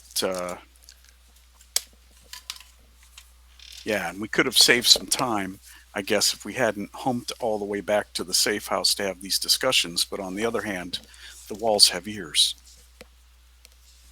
Exactly. As long as the Well- hills don't have eyes. Oh God. They might later on. Yeah, when we get to the Alps. Yeah. Good times. All right, so we're splitting and off we go. Yep. Well, the four of us are going towards the club, and then Yeah. we split. Yeah. Then we On split. the way, I'll stop by, pick up a bottle of, as I recall, Seidler is a big fan of Italian alcohol. Get a bottle of vintage Campari. Very nice. I like it. Good. Do we want to bring any extra gear for this mission? Well, I think you two might want to. Trying to get that bazooka in there, right?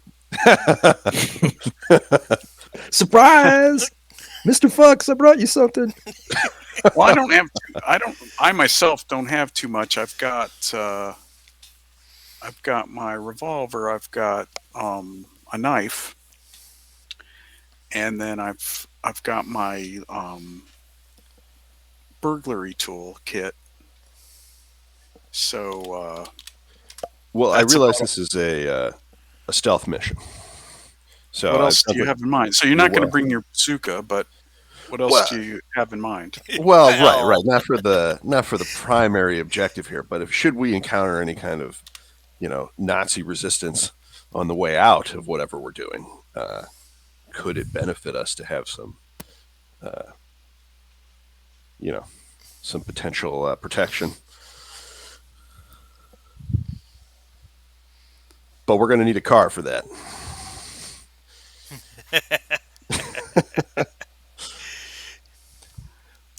I know where Slim's going with this. If yeah, let's play it by ear. I think if we end up having to grab up Fuchs to intimidate him, Hmm. then once we subdue him, then you could go and requisition an automobile. Don't you think? Sure. We don't need to do it in advance. We don't know where he's going to go, but in Vienna, maybe he would take a taxi, but then we just hire a taxi to follow. Okay. Sure thing. Yeah. All right. We'll travel light for this one, and as we discussed, the Slim gives a longing look to the duffel bag under the bed. That's funny. Okay, are we in agreement? I guess we should get on with it. You've picked up your Let's do it. Campari. All right. As you guys are making your way towards the Sphinx Reading Club again. Afternoons. Yeah, it's getting into the late afternoon. It's probably pushing 3-4 o'clock or so. And as you come up the street for the Sphinx Reading Club, you see the man himself as he is coming down the front walkway from the front door. Which man? Mr. Fuchs. Okay.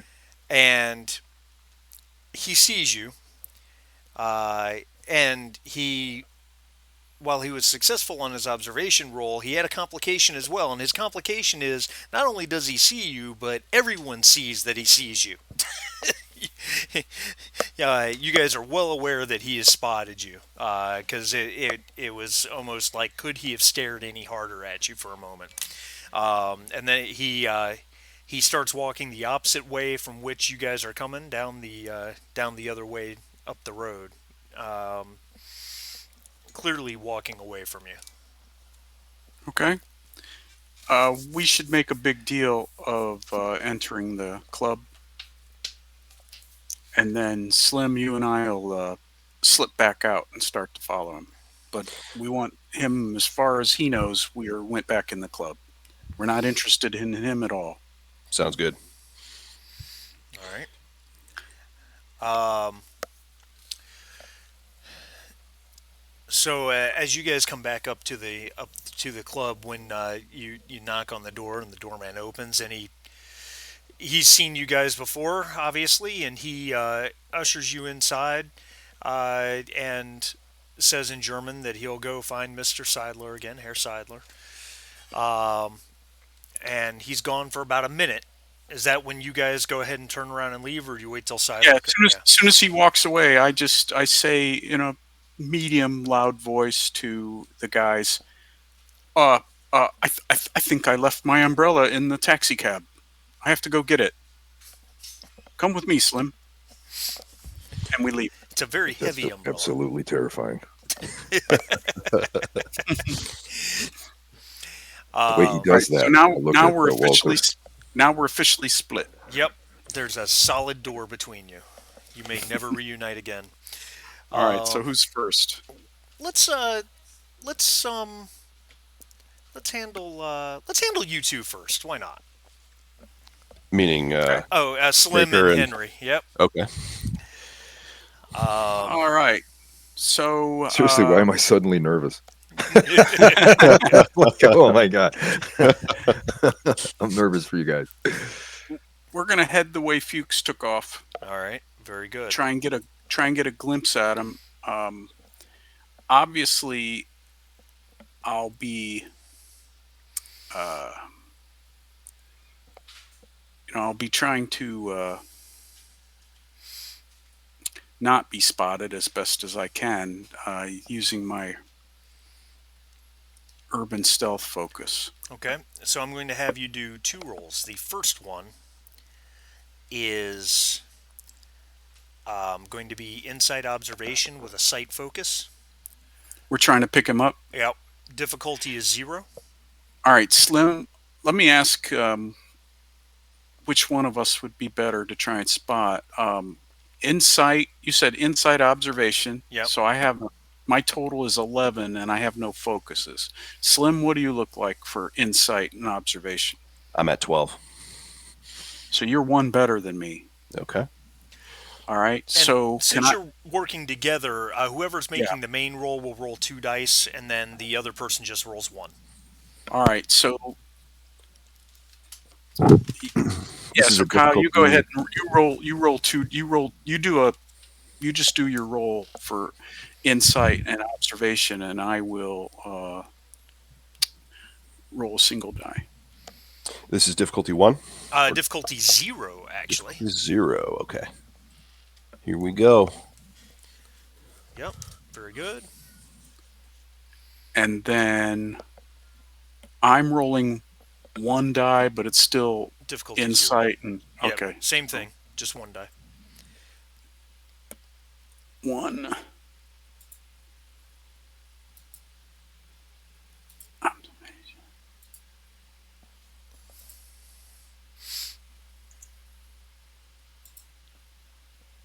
And you had a success as well, so you guys generated 2 momentum with that. All right, very good. Awesome. All right, now for the other side of it. Let me roll 2 dice. Ooh, very good, very good. I like it. I like it. So now, from the standpoint of agility with stealth, who's got the higher total? It's probably Baker, I imagine. I'm guessing it would be. Agility with stealth, yeah, that's a 9 for me. I have an agility of 10 and a stealth of 3, so I have 13, All right. and I have a focus in urban stealth. So make that roll with the applying focus. Difficulty is 2. Agility. Skill is stealth. Focus is wee wee. And difficulty is 2. Yep.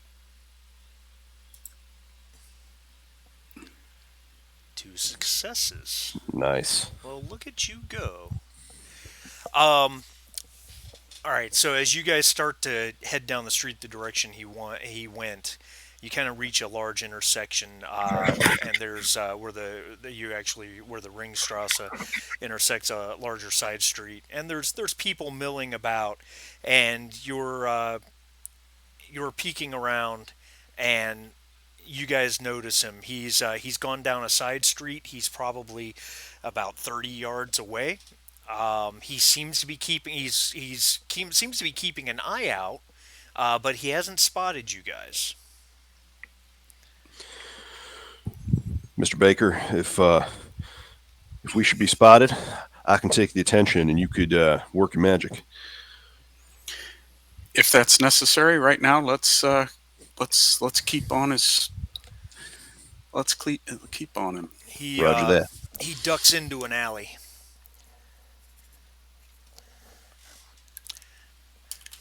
Okay. Well, alleys by their nature, we should be cautious. We shouldn't just jump in there. So, uh, we'll sidle up and take a peek around. All right. You see him. He's not far. He's probably 30, 40 feet down this alley, and he is knocking at a door set into one of the adjoining buildings. Oh, very interesting. Okay, we'll make note of that door All right. and continue to watch. All right. Um, After a moment, the door opens up and he's speaking to somebody. The door opens outward so that when it opens, it actually kind of blocks your view of him, but you can hear voices. He's talking to somebody, and then as you continue to watch, uh, 4 guys actually come out of that door, and it closes. He's gone, so you assume he went inside. But there's now 4 gentlemen who have come out of the door and are coming up the alley towards you. You recognize 2 of them because you've chased around with them before. Slim, I think it's time to beat feet. 2 against 4 are not numbers I like. Oh, man. Shucks. You know, I should have brought the bag. And then he followed.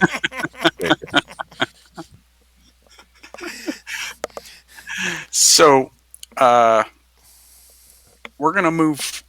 That was an alley, so we're going to move back up the side street towards the main street All right. and keep an eye out for those knuckleheads. All right. Go ahead and make your stealth roll if you would, please. All right, here we go again. Agility, stealth, and your urban focus does qualify. Oh, I need to tell you what the difficulty is. Give me 1 second. Mike, what is it with these guys? Difficulty is just 1.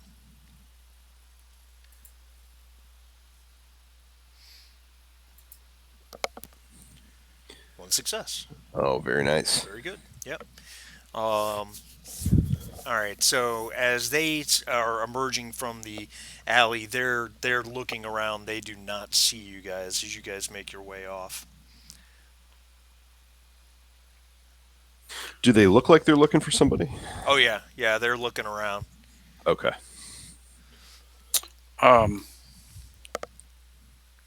Put it So are this they- way: you don't think they see you. If you were the person they are after, then they don't see you. If if that makes sense. Right, right. Maybe we should Yes. take a look at this building too and see what it looks like from the outside, from the street level. Yeah, we can circle around and take a look at it. The other thing I want to be sure though, do you think it's possible that Fuchs sick these four knuckleheads, knowing that we were at the club? Do you think he sicked those knuckleheads on our guys at the club? Could be, but now we've got them from behind. If that's the case, if they head that way, And they might be heading that way. You're not sure. You came south down this side street as you were following Fuchs, as you approached the alley, and they're heading north up the side street towards the Ringstrasse. All right. Well, we have a big decision to make. Do we go back and try and keep an eye on Fuchs to get information out of him, or do we watch these guys in case they jump our buddies? you want me to run them off? Well, you look at Mr. Fuchs.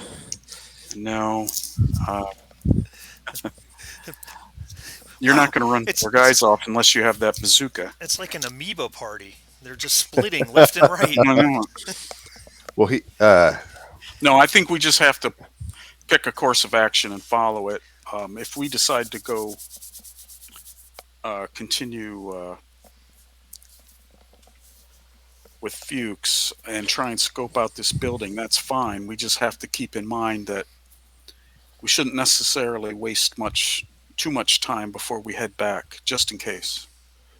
well, I don't have to fight him yet, but I could draw him off. Get seen. Um,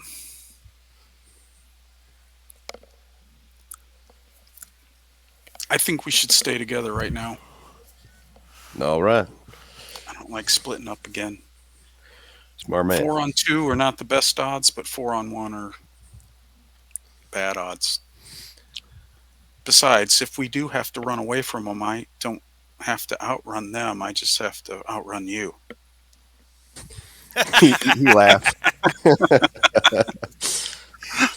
Fair enough, sir. But Of course, like you're a young Jack stud, Rabbit. and I'm an old guy. I'm 40 years, pushing 40 years old. All right, let's do your suggestion then. They didn't see us, so let's go around and take a look at this building from the front side, so we can get some idea, what it looks like. If Roger there's that. if there's any. Anyway, that's what we'll do. We're gonna go It's around to the other side. it's a shop. The building itself has 2 stories. Looking at it from the outside, the lower level is mostly brick facade with a couple of windows and a rather plain door. But it's looks like a print shop from the name of it, and it's a print shop of some sort. Um, I'd like I'd like to get a roll from one of you. I'm just not sure what it's gonna be. Well, that's a conundrum, isn't it? Yeah, I'm thinking about it from the standpoint of whether or not you remember something. So it's going to be reason for sure, Ooh, and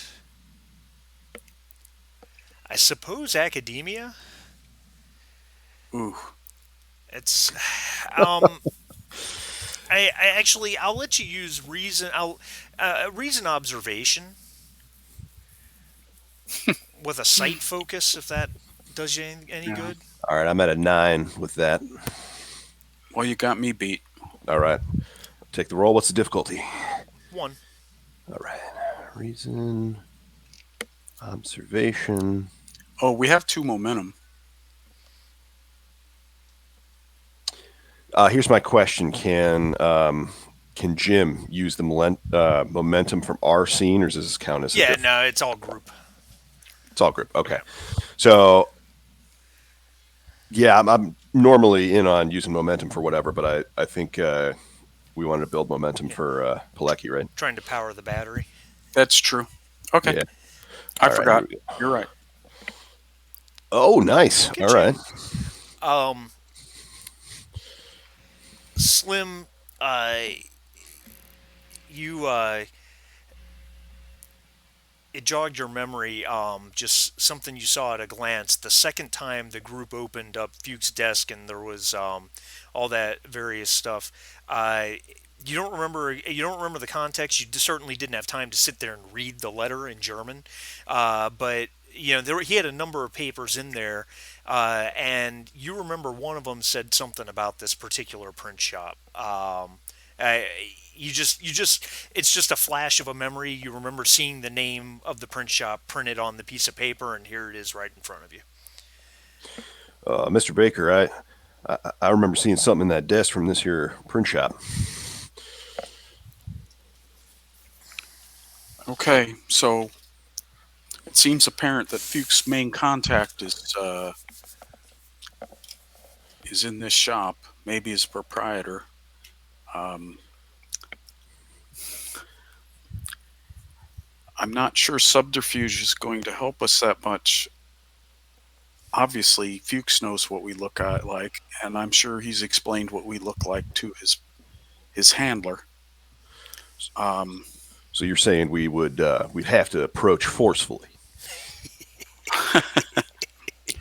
well, what I'm saying is we can't necessarily go to the back door and knock for entry, and we don't necessarily want to go walking in the front door um, into the print shop. Oh, let me ask. Since it's late afternoon, how much foot traffic do we have on the street? It's starting to pick up. It's Well, starting to we've got pick that. up. It seems like people probably as businesses are starting to close down for the day and that type of thing. All right, so we can hang out in the alley and wait for Fuchs to come out. But what if he leaves the front door? He entered by the back door. I don't know why he wouldn't leave by the back door.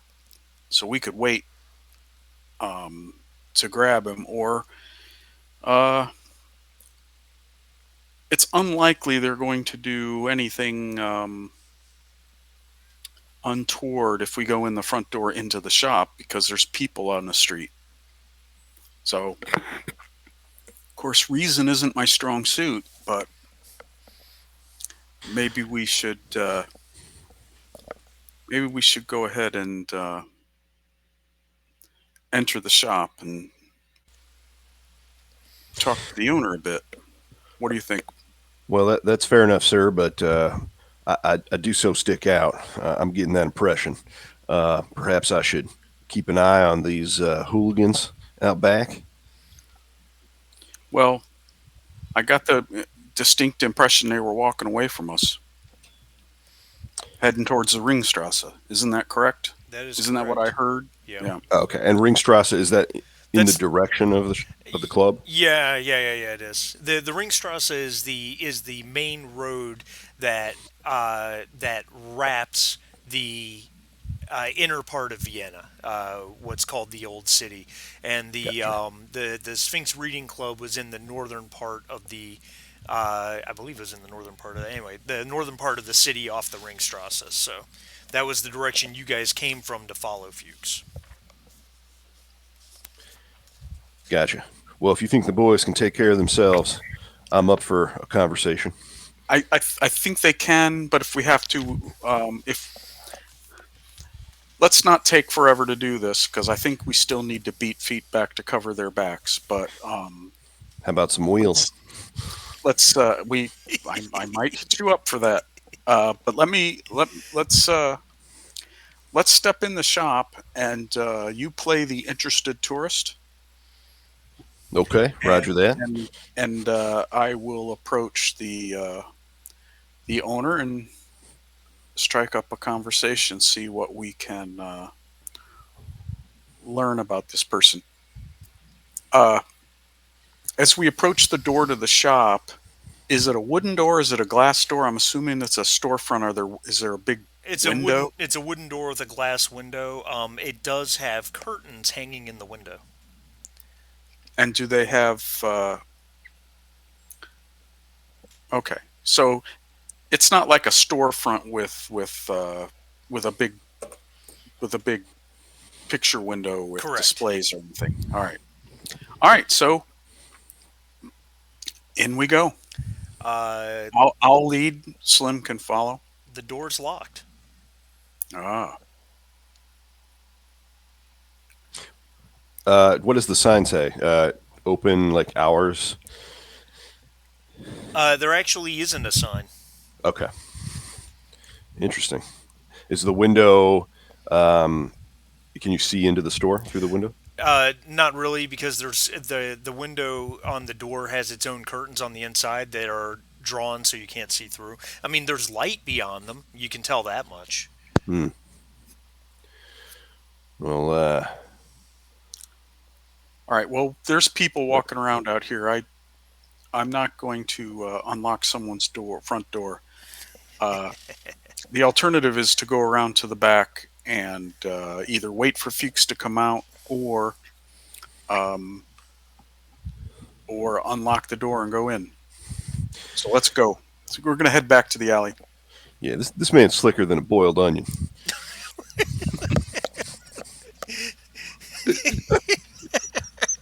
Just as long as I don't smell like one. All right. Oh, So, I meant Fuchs, but you too, sir. Do you have a phrase book there, Kyle, or is this just your Central Illinois upbringing coming to light? No, it's a little bit of both. But I for this character, I got like a huge list of Texas idioms. Awesome. Great. Sorry to ruin the mystery. that's fantastic. By the way, just a side note, where in Central Illinois? Down by Set you up? Peoria. Oh, okay. Yeah, a little town down there. Yeah. I went to high school in Kankakee. Oh yeah, you did mention that. Yeah, I'm from Princeton, which is like it's like on Okay. 80. Yeah. All right. So we're going to go around to the back door. Now the big decision. Do we wait for Fuchs or do we go in? Because I've got my burglary kit. Ooh, I don't. you know, I can make. I got 2 uses left. I want to save one as a minimum to get into the club if we have to. well, I'll be honest with you, sir. I don't think I'm quite as stealthy as you. We got 4 of these mooks headed down the street, so the place should be more or less empty. But there's lights on in there. All right. What weapons are you packing? I got my 45.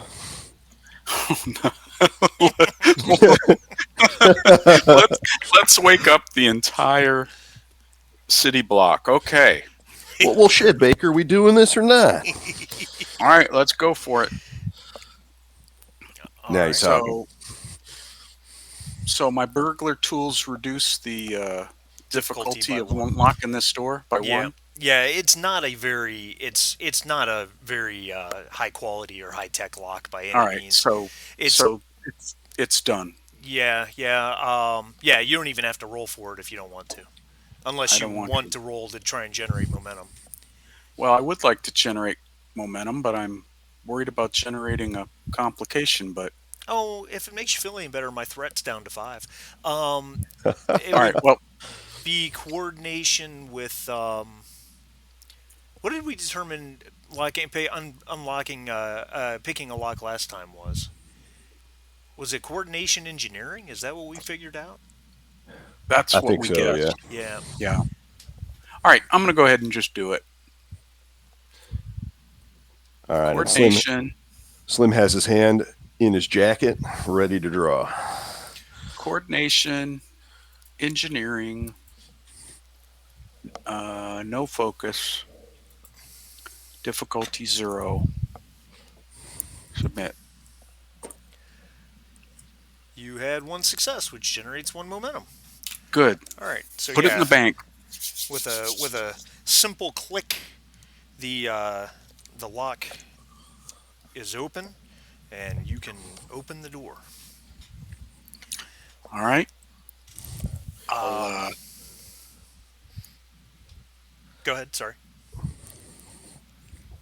well, I will open the door. Um, What else inside, is there to do? I unlocked it. that's right. I Inside is a small room. When I say small, it's probably it's really just it's just kind of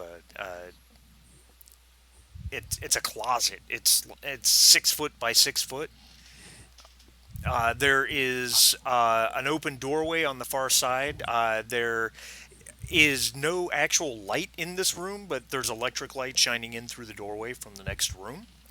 And in stacks against the walls in this room are there's bound stacks of printed paper. Brief cursory glance, it's in German. Looks like it's pro-Nazi propaganda stuff. Flyers and whatnot. Yeah, exactly. Okay. So it's a hallway with light coming from the adjacent room. Yeah, it's not even a hallway. It's just a small room. Yeah, Just with a light small coming room from the with a adjacent room. doorway. So, all right. So sneak up to the doorway and take a look through the doorway. You said the See what magic we can word. see. You said sneak. Yeah. So agility with stealth, and you can use urban stealth to be sure. You're inside a building. I don't see how that's any less urban than anything else. Difficulty 1.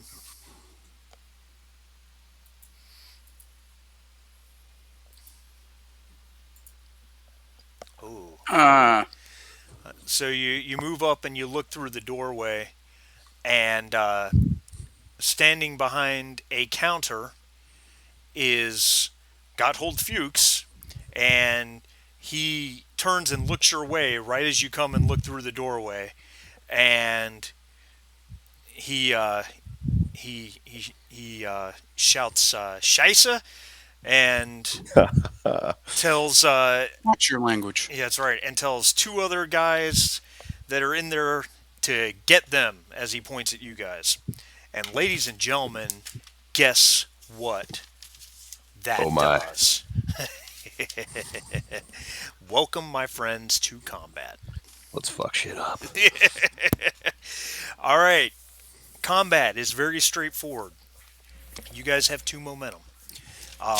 Which, by the way, I have to drop my threat down to 4. Is this really our first combat? Yes, it is. Feels like there's been so much like tense moments so far that have nothing to do with combat that it feels like we've had multiple combat scenarios already to me. Well, I tried to use my assassination on a guy. Oh, and you it failed, did, right. And he ran away. Yeah. So that wasn't really combat because he ran away. No, it was 3 seconds of combat, and that was that.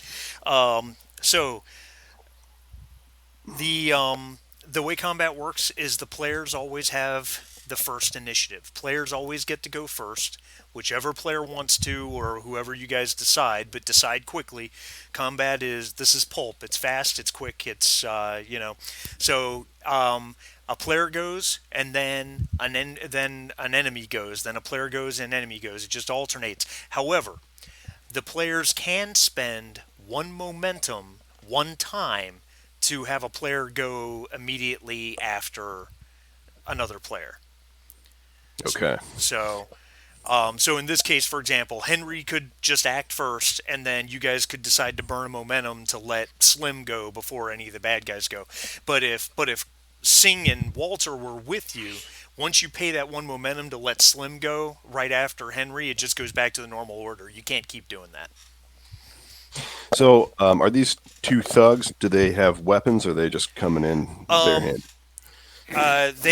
They both have knives. Okay. And Gotthold Fuchs has a pistol in his hand. Looks like a Walther PPK, and it has an extension on the end of the barrel. That, yeah, you would guess sure. is some sort of suppression device. Sure. Okay, so what I'm assuming that this is this coordination in fighting or agility in fighting? It depends on what you're doing. Well, I'm I have to decide. Well, all right, good point. Um, As a general rule, fighting is going to be coordination. There's a few okay. instances where it's something different, but usually it's going to be coordination. Yes. Oh All right. wow, So before we jump into this, Slim, what's your coordination plus fighting? 13. Mine's also 13, and I don't have any focuses. Man, you guys are pretty solid. And they're You have a bringing focus? knives to a gunfight. Yeah, I've got heavy weapons, but Oh, well, we don't yeah, have that. Okay. All right. Well, I guess it doesn't matter who Slim goes says, "If first. you'd let me bring the bag." yeah. All I can think of is that scene in Serenity where he's like, "It sure would be nice to Have have some grenades about grenades. now." I love that movie. That movie still, by the way, still ranks for me as probably the number one most surprising movie death of all time. I agree with that. Yeah, It just, man, it was so well done and so out of nowhere or out of, you know what I mean. All right, so who's doing what? Who's going first? Um, all right. I guess I should go first. You only have your handgun, don't you? correct. All right. I have a knife, but let me check my fighting knife has a stress of 2, but my service revolver has a stress of 4. And since all you have is a revolver, we're going to make some noise. So I'm going to pull my revolver. That consumes your minor action, and now you have a major action. I will. I will. I have to decide who to shoot at. Yep.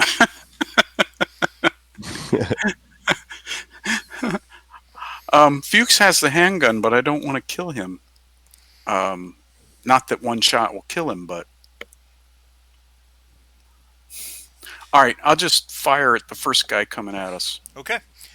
Um, so refresh my memory because this is the first.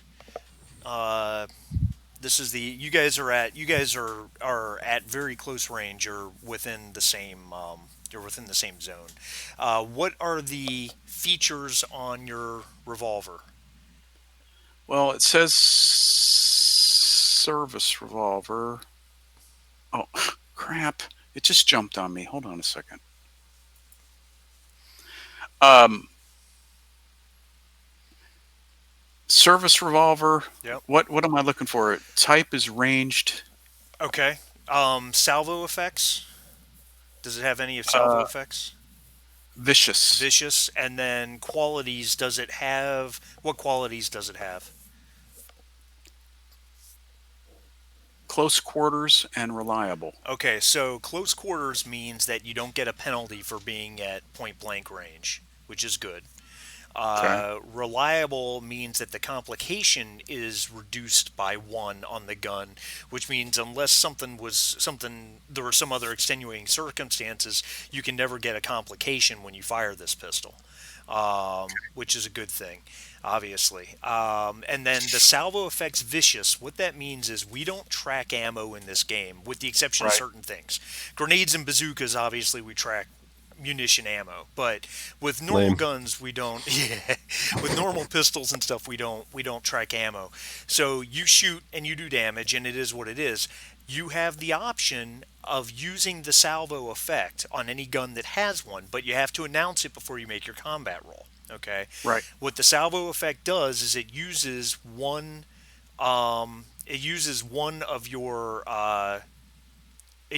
of your ammunition. Okay, but it gains you can gain extra damage with vicious. You can gain extra damage when you roll your damage dice, if you roll fives or sixes on your damage dice. But it So forces me to reload as one of my actions next round, right? hold Or on. not? I don't um understand. I don't know that one. no, reloading is I think reloading a gun is considered a free action.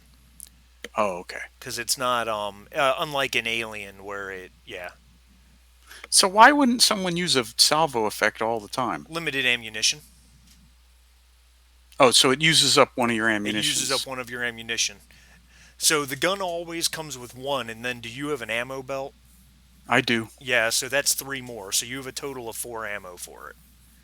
Yeah. All right. Well, just to work the mechanic, let's do a salvo. Okay, so you should just be able to roll the D20 next to the service revolver. Okay. And then, all right. So let me. And walk us through the prompts because I don't think we've seen them before. All right. So I'm going to click. It says dice 2, right? Two, unless you want to spend momentum or something. No. Okay. Difficulty. One. Okay. And that was all it asked me. Yep. All right. So that's it. So you shoot at the first thug and you hit him and you gain two bonus momentum. So you guys are up to five. Very nice. Yep. And so now you roll damage. Now, before we roll damage, let's talk about that for a moment because there are. Okay. Man, I didn't play. I should have played music. I didn't play any music. Um, Somewhere on here, I put in a momentum spends in combat. So you can spend momentum to do additional things before you roll damage. Um, what you're going to do is you're going to roll the die next to the stress counter on your revolver. But before you do that, you look at the momentum spends in combat to determine if you want to spend any of those. For instance, you can add multiple damage dice, one one damage die per momentum spent up to three times, or you can spend two to knock the target prone, or there's just different things you can do there. Well, I generated 2 momentum with the last roll, right? Right, which gets you guys to five. Okay. So if I use 1 momentum, I get an extra. What do I get? If you spend, you can spend one momentum to get a bonus damage die. Okay. And normally, how many damage dice do you get? It depends on the weapon. I think the revolver's four. It's what's listed in the stress column. Oh, then it's 4. All right. So, yeah, why don't we use 1 momentum Okay.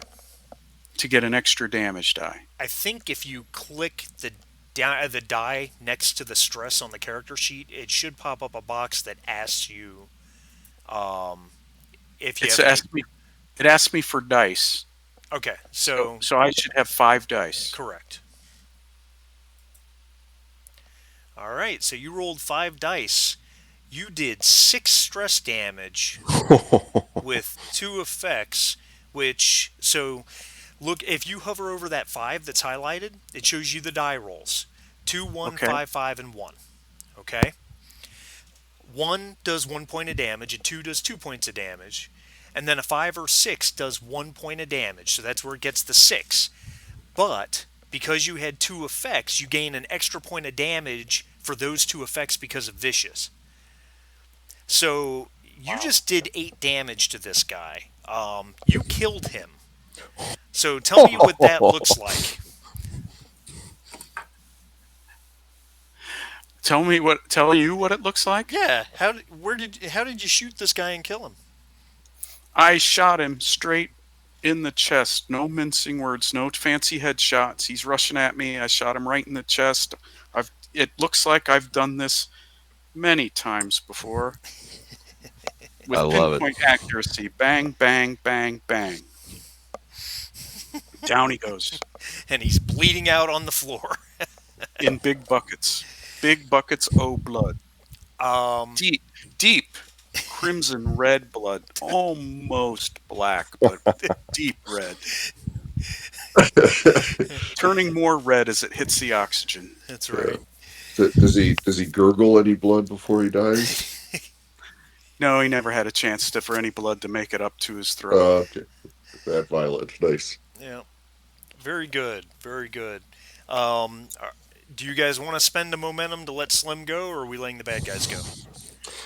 Well, we generated 2 from my roll, so Slim, why don't we spend a momentum so you can go? Sounds good. What are we up to in momentum? 4. 4. All right. So Um, ooh. So there's two guys. There's a thug, and then we got Fuchs. Fuchs. And what's the general distance away? You are basically at point blank range with the With like, thug. gotcha. Fuchs is on the other side of a counter, so he's in the same zone, but he's not within reach. Gotcha. All right. So I guess I'm gonna. Yeah, we're just gonna fire at the thug immediately. Um, let's see here. Point blank range meaning like he's in like melee range, basically. Basically, does the 45 have close quarters? Close quarters, hidden, vicious. Okay. So So same thing. The difficulty is going to be 1, and okay, then you have the option of spending an ammo to use the salvo effect for vicious. okay. And does that spend momentum or just No. It just uses okay? up one of your ammo. Okay, and it only this. Uh, Oh, and Henry, yeah, make a note that you spent one of your ammo. I will. Thank you. yeah. You know what? I'm sorry. No, I'm not going to spend the ammo. Okay. This way. All right. One success. You hit. All right, so now you roll the stress dice on the character sheet. Okay. And it says dice 6. Is that correct? It's whatever the damage is on the Gotcha. 45. All right. So stress 4. So Oh wow. Okay. You did. Oh, you only did 2 damage. Okay. yeah. Yeah. All right. Sorry, I was reading it wrong. All right. So you fire and you graze him. It I guess your aim was a little off, and it kind of grazed his upper arm and uh, tears a hole through his coat, and uh, he probably doesn't even grunt with it. He probably doesn't even realize he's hit, even though you definitely hit him, just not great. Gotcha. All right, let me make a note of that. Where's his? There it is. Very good. All right. Well, Fuchs is going to go next. Fuchs levels his pistol at Baker and takes a shot. Oh.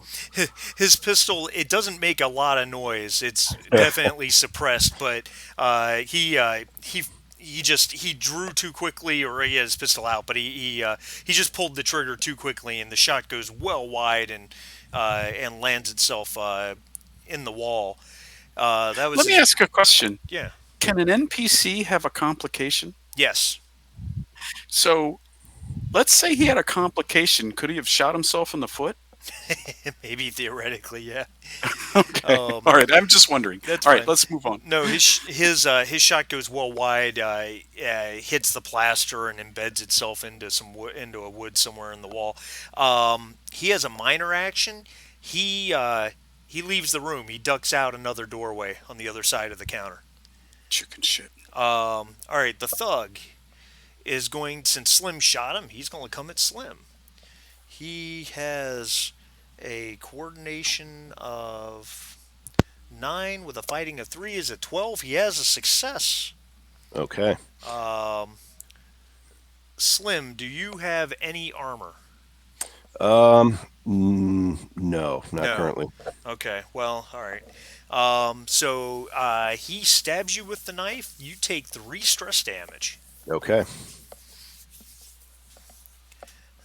All right. That's all the bad guys. We're back to the top of the round. All right, that's Baker's turn, right? Or whoever. Either one of you can go. Okay. Your call. If you want. The guy stabbed you. Yeah, you know what? I'm going to. I guess he's not good with melee, but for the sake of the narrative, I feel like I need to like bop him in the head with my pistol whip him. Pistol whip him. All right, I like it. Yeah. So, I guess I don't have that on my sheet in terms of the. No, it would be an improvised weapon that does Okay. 3 damage. Yeah. Okay. And the attack roll on that, is that like a coordination or a a brawn, or what would that look That like? would be in this case. That would be a. It would still be coordination with fighting. Yeah, Okay. All right. So and I'll just do this I think there's a melee focus or something like that. I don't know if you have that. manually here. Um, I don't. And then the difficulty on that, just one? Just one. Okay. Yeah, unless you're injured, attacks are always Woof. one. Woof. All right, yeah, you take a swing Oh at him my. with your pistol, and he just kind of ducks out of the way, or rears back to let it go by. So I think Slim is not used to being stabbed. So, he's totally distracted by whatever, Um, wound. all right, unless you guys want to spend a momentum to let Baker go next, he's going to go. Okay. Well, I hate to use our momentum, but No, let him go. all I can right, take it. let him go. All right, actually, Fuchs is going to take the turn instead. Oh, You he guys, left. you guys hear a door slam somewhere in the somewhere in the building. So now Baker, it's your turn. Crap. All right. Um, I'm gonna shoot him with my Revolver. revolver, but I'm not going to use my. Salvo. I'm not going to use the salvo. Okay, very good. So I click on revolver. Dice is 2. Difficulty's 1. Success. Roll your damage. Awesome. Who are you shooting at? Fuchs? No, Fuchs No, ran Fuchs away. slept. Gotcha. We heard him slam the door. Oh, I see. So he ran out of the room, and now he's farther out of the room. Yeah, in fact, you think you probably heard like a jingle of a bell at the same time as that door slamming. Okay, and now remind me again, I have the number of dice that are the stress level. Yeah, just click that. Yeah, Well, I correct. clicked on it, and it says it's offering dice 5, but shouldn't, if my stress of my weapon's 4, shouldn't the It dice should be be 4? 4 dice. Yeah, it should be whatever the Okay. number is of the weapon, unless you buy additional dice with momentum. And I didn't buy an additional one this time. Yeah.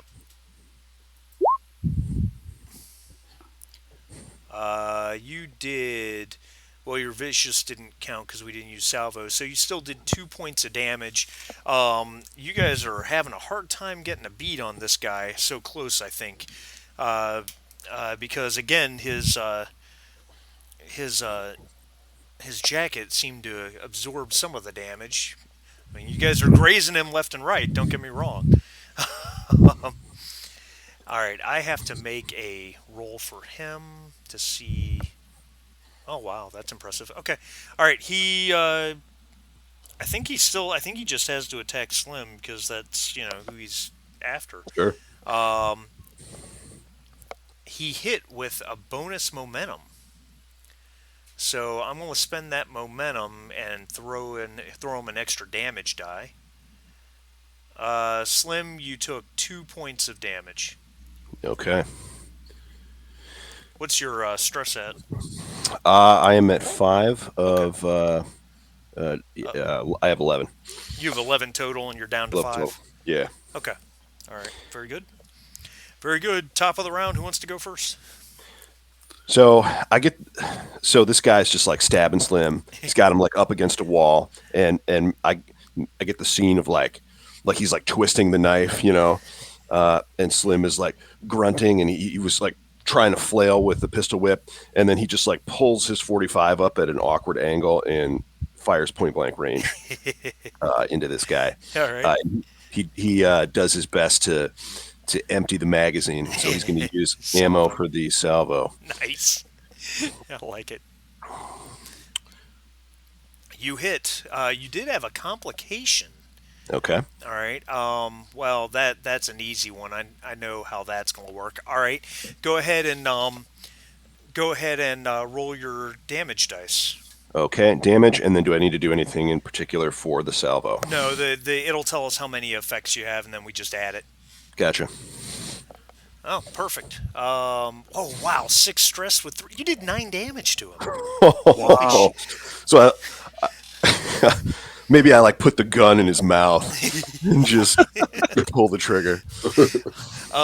Yeah, you in your you know you're it's such a high stress situation, Yeah. adrenaline and anxiety and everything else as you blast away at this guy, and it's paint the ceiling with his blood and brains, I imagine. At the same time, you drop your pistol, and Okay. when it hits the ground, the slide breaks. Oh boy. Oh man. But the guy's dead. All So you right. got that going for you. Um, Um, Good. no, I just wanted to tell Marty I'm about to turn into a pumpkin. Oh yeah, no, it's quarter till, um, so we're just gonna finish the scene, I guess, real quick. Okay, so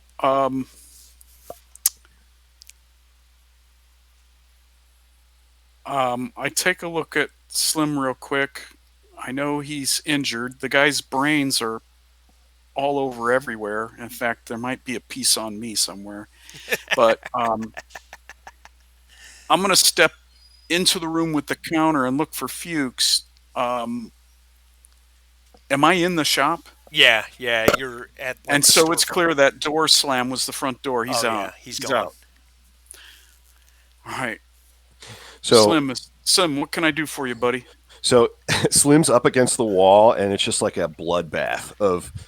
And there's still a knife sticking out of it. There's a knife sticking out of me, and then there's like gore everywhere from this emptied this 45 into this guy, and he's leaning against the wall, and he's like grabbing the knife, and he's like, oh, just go, I'll be all right, and he slides down, and there's like a streak of blood against the wall. Well, unfortunately, you know what you look like. You look like someone who just blew a guy's brains out. Pulp Fiction. How can we go through the city with you covered in gore? You will attract some attention. Mr. Wolf. There's got to be a jacket or something around here. Well, And he let's picks up- find it because we gotta I So- think we gotta beat feet back to the club. Yeah, so just so you know, I have a medicine contact in as one of my contacts. I have academia and medicine, so I don't know if that helps later. From Awesome. from a standpoint of mechanics, Mhm. and yeah, we gotta wrap it up here. But from a standpoint of mechanics, Slim didn't actually take an injury. Oh, okay. All right. So he didn't take 5 or more damage in one shot, and his stress didn't get reduced to 0. So he didn't take an actual injury. So he's busted up. He's probably cut up, but it's nothing that, from mechanically speaking, it's nothing that taking a little bit of time doesn't just clear him back up to full hit points. Gotcha. Narratively speaking, you probably bandage him up real quick, realize the cuts really aren't that bad. He's going to be all right, and you move on. Gotcha, He would have had gotcha. worse running through a rose bush. All right, look, he's like got his shirt open. He's like, Big oh, baby. he didn't This is get me. nothing. It was his. It was his. And he stands up and he's like wiping the blood off with some Nazi pamphlets, and then he looks Yeah, around good. for any like kind of jacket or anything that's around. Yeah, the thug that Baker blasted right through the chest right at the beginning. His coat's probably more or less okay. Okay, yoink. All right. Might be a little big on Slim, but he'll get the job done. And I'll take a quick look at him and using the same flyers, make sure if I see any blood on him, on his face or his chin or anywhere, I wipe that all off. Yep. All right, because we can't walk through town with him looking like he just murdered somebody. Okay. All right. I'd say rather than walk out the front door, let's go back out the back door and let's hustle our butts back to the club. Yep. Okay, because Okay. those 4 guys are up to no good. And Fuchs, he just split. What's he gonna do? There's no telling what he's gonna do, but we've lost him. And and I think we're gonna Okay. call it there. Awesome. Had a lot of right. fun. Yeah, this is great, guys. Jim, Sharif, thanks for letting us hog the spotlight there for a second. No, Yeah. it's, Oh, it's very entertaining. When we come back next week, we'll have Jim and Sharif hog the spotlight for a little while. Awesome. deck. See how that goes. That sounds ominous. Yeah. How much threat do you have left? All of it. I'm down to 4. I'm down to 4. I had to use up quite a bit to set up those encounters. And then, next week, same time, same place. And remember, the week after, the 29th, I have to work that day. So we'll play next week, and then the next one will be the 7th. Great. Oh yeah, I forgot Sounds this. good. Okay, so say again, Marty. I don't want to make a mistake. When's our next game? Next week, the 22nd, normal time and place. Okay. And then we'll skip a week, and the one after that will be on the 7th. Okay.